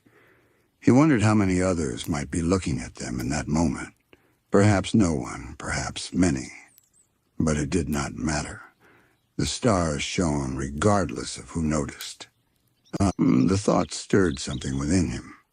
How often had he longed for recognition, for his art or his music to be seen, applauded, celebrated. And yet the stars reminded him that beauty did not require an audience. The stars did not need applause to shine. The sea did not need validation to flow. The moon did not need approval to glow. A faint sigh escaped him, though it was not one of sadness. It was release, the release of old weight, of old expectations. For tonight, in this chair, under the sky, he understood that his worth was not measured by others. It was found in the act of being present, being honest, being at peace. His eyes softened further, gazing at the reflections of moonlight on the water. He thought of his painting again, still standing in the other room. In that painting, he had poured these very truths without realizing it. The ocean's calm, the moon's glow, the drifting seaweed, they were all parts of himself. Parts he rarely allowed himself to acknowledge during the day, when noise and irritation cluttered his mind. But at night, in reflection, he could see them clearly. The sound of the tide grew louder for a moment, carried on a breeze that brushed against the window. He imagined stepping outside, feeling the cool night air press against his skin, hearing the sea's voice directly instead of through glass. In his mind, he walked the quiet sand, leaving soft prints behind him that the water would erase without judgment. Each step would be light, unhurried, carried by the same rhythm that guided his breath now. His thoughts turned inward again toward memory. Reflection often led him there, not to relive, but to understand. He remembered evenings of frustration, brushes flung aside, clarinet notes sour and sharp, moments when he felt defeated. In those times, solitude had felt heavy, as though he carried it like a burden. But tonight he saw those memories differently. They, too, had been part of the journey. Without them, he might never have learned the value of gentleness. Without those restless nights, he might never have found peace in this one. The tide whispered again, a sound so steady it seemed eternal. He realized that just as waves erased footprints from the sand, reflection could soften the marks of the past. Not erase them completely, but smooth them. Make them gentler, easier to carry. A faint smile curved his lips, tender and small. It was not the smile of triumph, not of victory, but of acceptance. The kind of smile one gives when finally allowing themselves to rest. He leaned his head further back against the chair's cushion, his tentacles draped loosely, his breathing steady.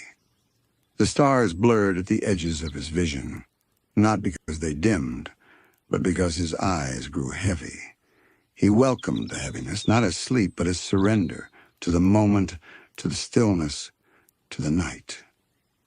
He reflected on solitude once more, and how it had shifted in meaning tonight. It was not loneliness, not absence. It was presence. Presence of the sea, of the stars, of his own heart. Presence of a world that did not demand, did not press, did not rush.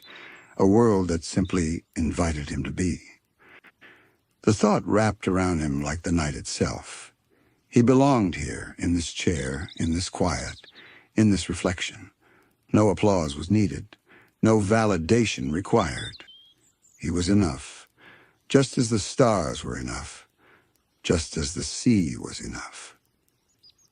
The ocean's shimmer stretched across the horizon one last time, and he followed it with his eyes, letting his thoughts dissolve into its endless glow. He breathed in deeply, breathed out slowly, and allowed himself to drift even deeper into the gentle embrace of reflection. The night was now fully settled, its depth rich and endless, as though the sea and the sky had merged into one vast canvas. Squidward remained still in his chair, the dim lamplight casting a circle of warmth around him, while beyond the window, the universe stretched on in silence. For a long moment, he did not think of anything at all. His mind rested, untangled from its usual worries, as if the sea had washed them clean.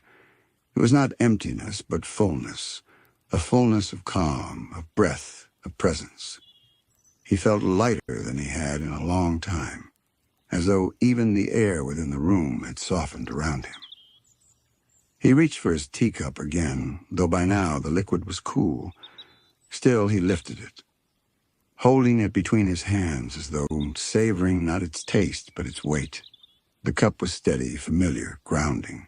He took a sip, the flavor faint yet comforting, and set it back on the small table with care, the soft clink echoing in the quiet. His gaze drifted back toward the stars, and he thought about how they would still be there, long after tonight, long after tomorrow, long after he himself was gone. There was something humbling in that, and something soothing, too. His life, with its frustrations and fleeting victories, was a small part of a much greater rhythm. The stars did not hurry, did not complain. They simply shone. The sea did not cling to one wave or one tide. It simply moved. Perhaps he, too, could learn to live with such patience. He let his breath fall into that rhythm, slow and steady, in through his nose and out through his mouth. Each exhale seemed to carry away a layer of heaviness, until his whole body felt as though it were dissolving into the night around him. His limbs were loose, his eyelids heavy, his thoughts softened into murmurs. Reflection often carried him toward rest, and he felt it happening now. Not a sudden drowsiness, but a gradual surrender, as though the night itself was inviting him deeper. His eyes closed halfway, then fully, though he opened them again briefly to catch one last look at the moonlight on the waves. The glow was so steady, so unwavering, that he felt he could trust it to watch over him while he drifted. He thought again of his clarinet, resting quietly in the other room. Its notes still lingered in his memory, not as sound, but as feeling, a softness that matched the sea's rise and fall. The painting, too, stood unfinished, but he realized it did not need to be finished tonight. It was enough that he had begun, that he had translated the night's stillness into color and shape. Perfection no longer mattered.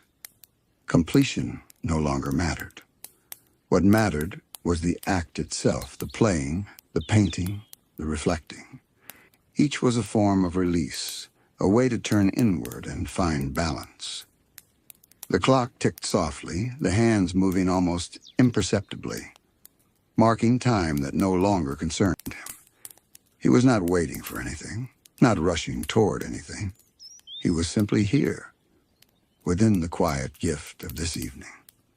His tentacles shifted slightly, adjusting his posture, but soon settled again. He found himself smiling faintly, the corners of his mouth curling in peace rather than amusement. It was a smile born of stillness, of recognition that he did not need to chase anything tonight. The world outside could spin, the ocean could swell, the stars could blaze, and he would remain at rest. The reflections of the day blurred further, losing their edges until they felt more like whispers than thoughts. He remembered SpongeBob's laughter, the clatter of dishes, the endless noise of customers. But even these memories seemed softened now, as though wrapped in velvet. They no longer irritated him. They were simply part of the pattern. He had endured them, and now he was free of them. Another breath, another pause, another surrender. The sea's rhythm grew louder in his ears, or perhaps it only seemed louder because he was so attuned to it now. The steady hush, the rolling sigh, the endless repeat. It was a song older than any clarinet, older than any painting, older than himself, and yet it welcomed him into its cadence, as though making room for his presence. His eyelids drooped once more, heavier than before. He did not resist them this time. He allowed them to close, to seal him within this cocoon of reflection. The darkness behind his eyes was not empty. It was filled with stars, with moonlight, with the shimmer of the ocean. A final thought drifted across his mind, gentle as a feather. I am enough as I am in this moment. The thought lingered as his breathing slowed further, each inhale deeper, each exhale longer. His body melted into the chair, his mind into the night. He was no longer thinking, no longer reaching, no longer yearning. He was reflecting fully, quietly, completely. The stars above continued to shine, the sea continued to move, the lamp cast its circle of warmth, and Squidward drifted, at last, into the softest, most peaceful part of the evening. The reflections had done their work. They had calmed, they had soothed, they had carried him to rest. And in that rest, he became part of the stillness he had admired all along. The night around Squidward's home had reached its quietest hour, the kind of hour when even the ocean seemed to hush its breath, as though the sea itself had drifted into a dream. The glow of the moon lingered on the surface of the water, casting a silver ribbon that stretched endlessly across the horizon. Inside, Squidward sat within his circle of lamplight, his body heavy in his chair, his mind softened by reflection. The transition from thought to rest was happening without effort, like the slow descent of a leaf onto calm water. He did not need to push or force or will himself to sleep. The night was carrying him there naturally, gently, like a current moving him toward a place of surrender. The lamp beside him flickered faintly, its glow thinning as the oil inside it began to dwindle. Yet the dimming light did not disturb him. If anything, it made the room feel cozier, more intimate, as though shadows themselves wished to lull him further into comfort. Each corner of the room melted into darkness, leaving only the soft circle of glow where Squidward sat, wrapped in his solitude. The faint hum of the sea outside grew steady in his ears, not loud, not forceful, simply present. A sound that stretched across the night like a lullaby, timeless and eternal. He let that sound guide his breathing, inhaling in rhythm with the slow rise of the tide, exhaling in rhythm with its fall. His chest lifted, then lowered, again and again, until even his body seemed to be part of the ocean's song. Yeah, his tentacles had grown still, draped loosely at his sides, no longer shifting or fidgeting. His head leaned slightly to the side against the cushion, his eyelids resting lower and lower. He did not resist the heaviness. He welcomed it, savoring the way it spread through him like warmth from within. Though his eyes were nearly closed, he still caught faint glimpses of moonlight through the window. It shimmered like a dream half-remembered, blurred yet beautiful. He thought of his painting again, unfinished in the other room. But instead of guilt or pressure, the thought brought only peace. It would wait for him.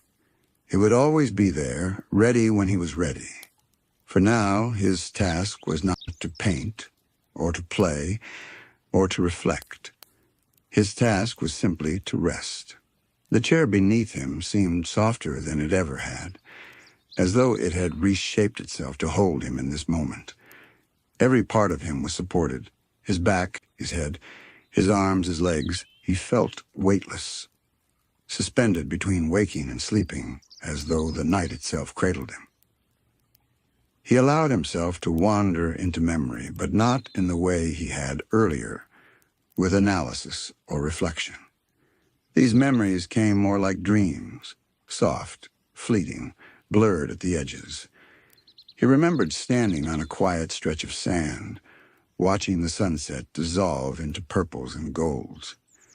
He remembered the first time he had held his clarinet, the way its smooth wood felt against his hands, the promise it carried. He remembered moments of laughter, not his own, but carried from neighbors, echoing faintly through water, softened by distance. All these memories passed through him like clouds across the moon. He did not cling to them, did not chase them. He simply let them drift, one after another, until even the memories became quieter, slower, dreamlike. The lamp flickered again, softer now, the flame bending low. The room slipped further into shadow. Squidward's breathing matched it, deeper, slower. His entire body was loosening, sinking into a state beyond effort. Even his mind no longer formed complete thoughts. Instead, images and sensations arrived like whispers. The sound of waves, the gleam of starlight, the weight of his clarinet, the cool brush of sea air. He welcomed these whispers. He let them come and go like the tide itself until they no longer required his attention. They simply existed, and he existed with them. The moon outside remained steady, its reflection shimmering on the water, a patient guardian for the night. Squidward felt its presence even with his eyes closed. It was as though the moon promised to keep watch while he drifted, to hold the night in balance so he could surrender fully. His breaths grew so soft now that they barely disturbed the silence of the room. His body felt almost weightless, though it remained grounded in the chair. The sense of time slipped away. The clock ticked faintly into the distance, but he no longer measured it. There was no need for hours or minutes. There was only the present moment, stretching endlessly, carrying him deeper into rest. With each passing breath, Squidward drifted further from thought and closer to dream. The line between reflection and sleep blurred, and soon it disappeared altogether. He was simply being carried, by the sea, by the night, by his own surrender. The lamp's glow dwindled to its final flicker, then steadied into the faintest flame. It was enough to hold the room in gentle light, just as Squidward's consciousness held its final thread before giving way completely. He sighed softly, a sound more like release than fatigue, and allowed himself to drift fully, completely, into the embrace of the night.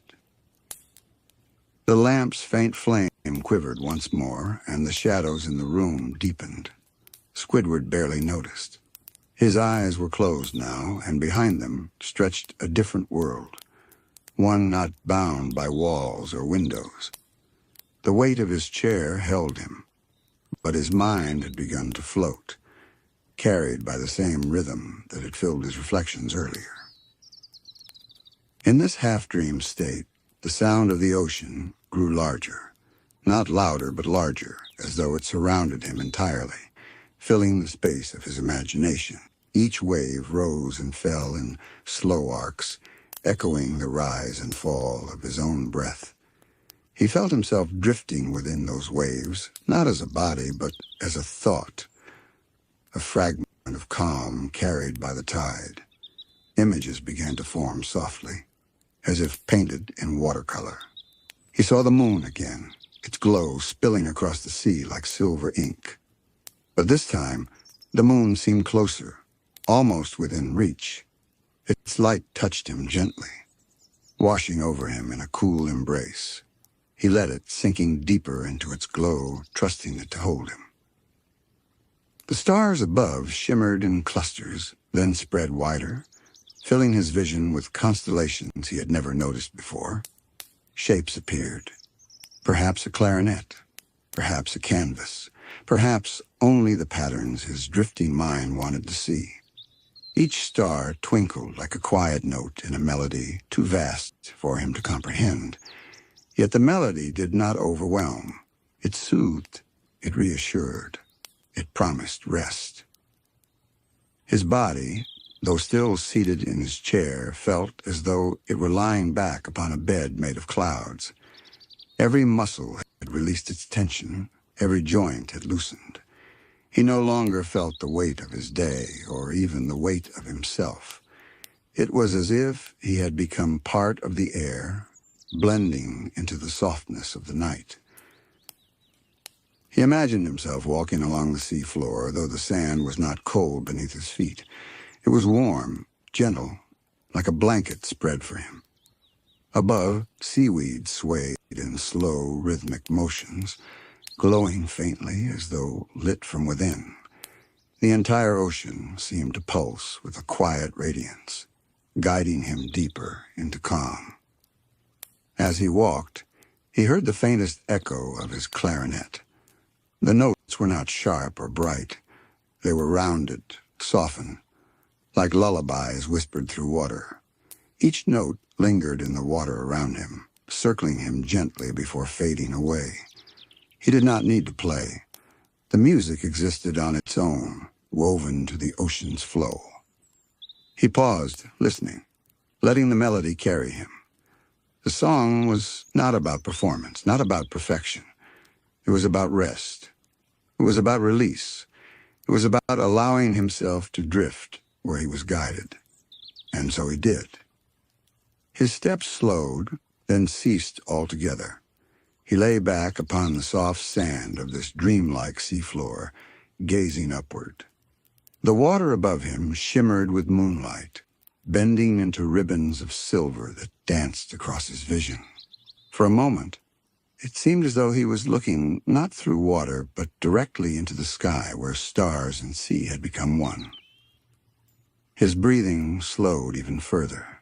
Each inhale was light, each exhale long, as though he were matching the infinite rhythm of the tide. He felt no urgency, no thought of time, no pull from the waking world. He was where he needed to be, suspended between dream and sea, floating in quiet surrender. The lamp in his home, though unseen now, burned low, its flame a tiny guardian in the dark.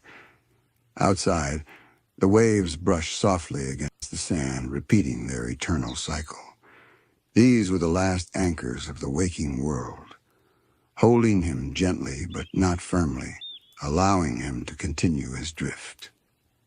The dream around him grew softer, blurrier, as though even his imagination was surrendering to deeper layers of rest.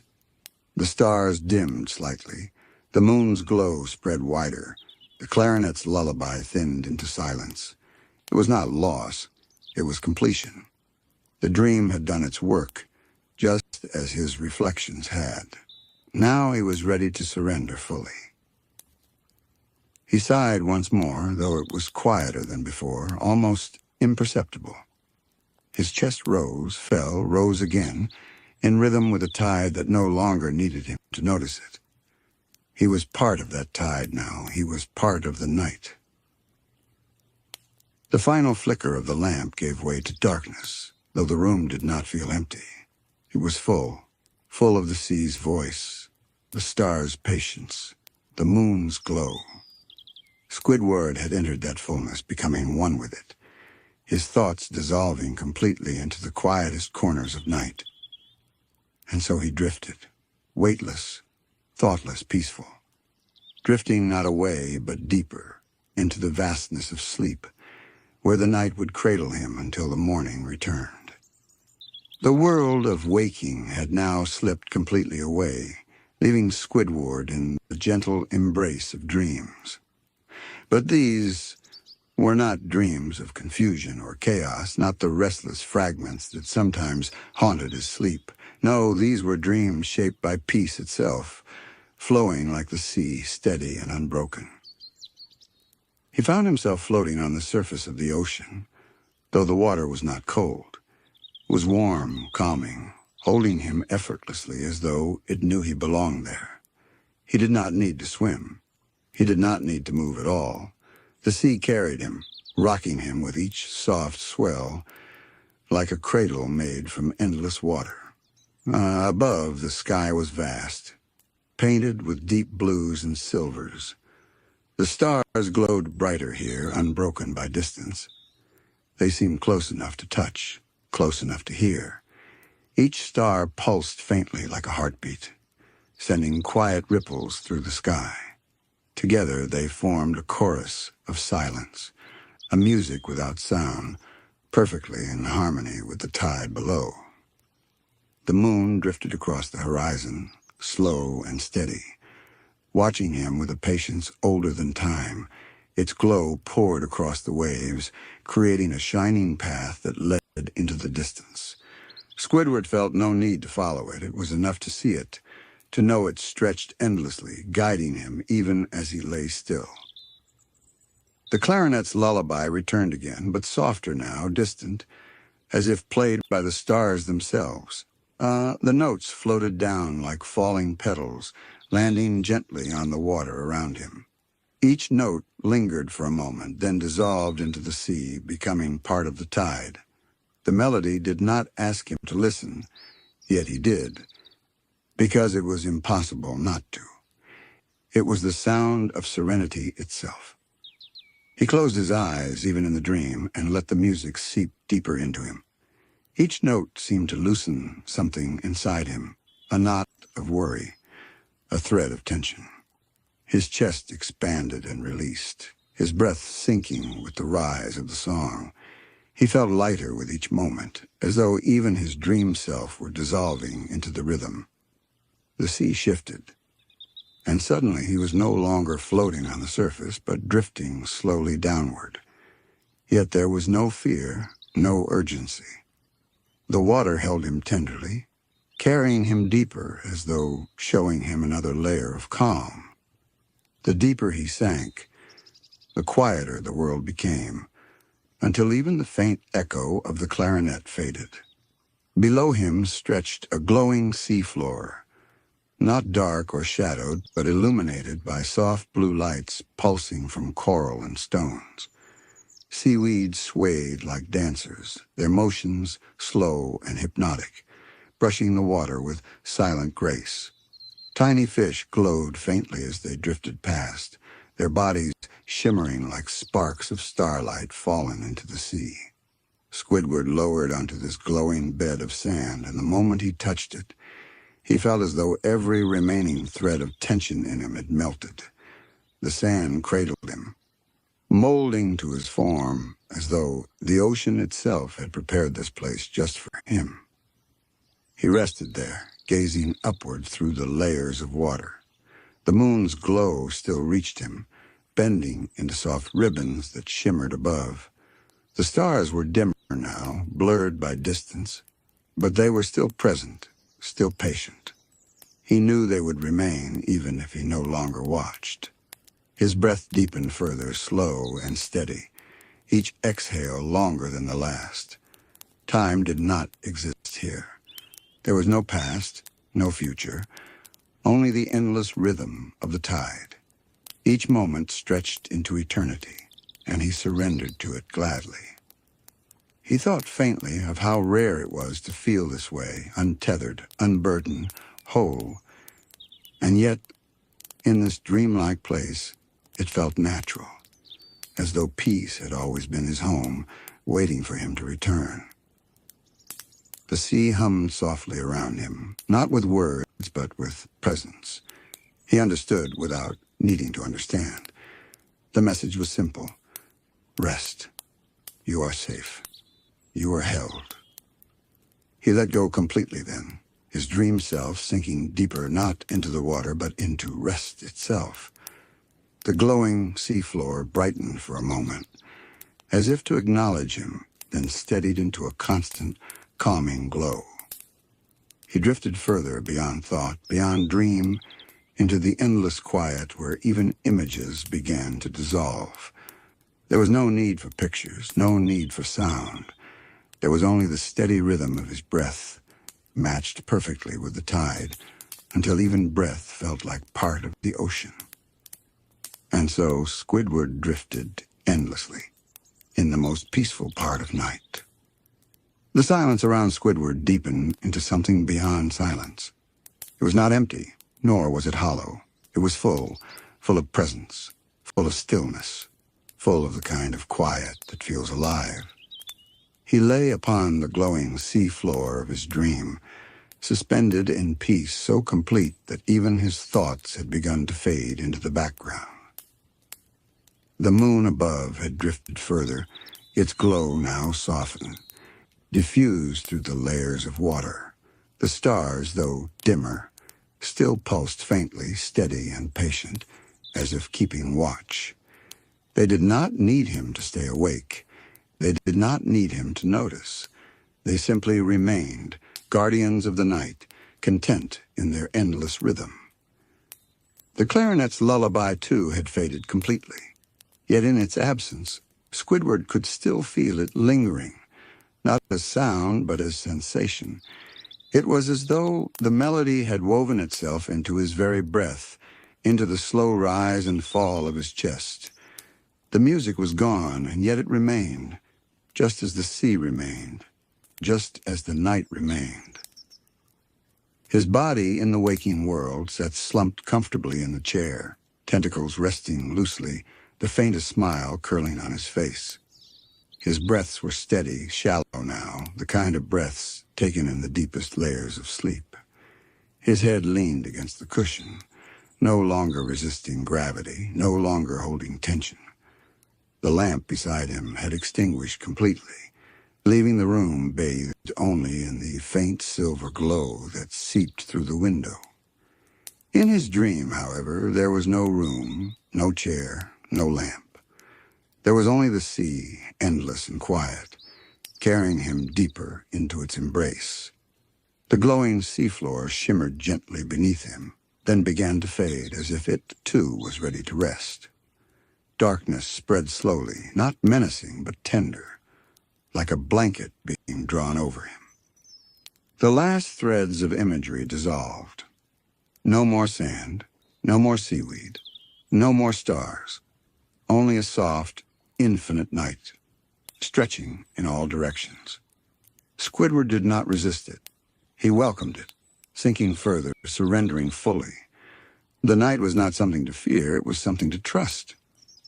He realized faintly that this was the purest form of rest, a rest where he did not need to be anyone, or do anything, or prove anything.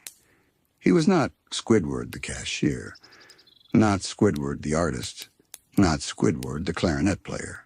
He was simply himself, quiet, whole, and at peace. The rhythm of the ocean still carried him, though now it was not a sound but a feeling. Each rise and fall of the tide echoed through him, like a heartbeat that belonged both to him and to the world around him. There was no separation anymore. He was part of the tide. He was part of the night. And in this unity, he drifted further still into the kind of sleep that heals, the kind that restores, the kind that feels infinite. His body rested, his mind rested, his heart rested. All of him was folded into the vast quiet. Time passed, though he did not feel it. Minutes, hours, it made no difference. In this state, there was only now, stretched endlessly, timeless and still. The night held him, and he allowed himself to be held. The faint shimmer of dawn, still far beyond the horizon, had not yet stirred. The world remained asleep, and Squidward remained within it, part of its slumber. The sea would rise again, the sun would return, the world would wake. But for now, none of that mattered. For now, there was only the deep embrace of night. Squidward exhaled once more, long and slow, and in that breath, everything released. The noise of the day, the weight of expectation, the sharpness of frustration. All of it slipped away, carried off into the vastness of sleep. What remained was only calm. The night was complete. His rest was complete. His surrender was complete. And so he drifted endlessly, peacefully, quietly, into the deepest part of sleep, where even dreams fall silent and only stillness remains.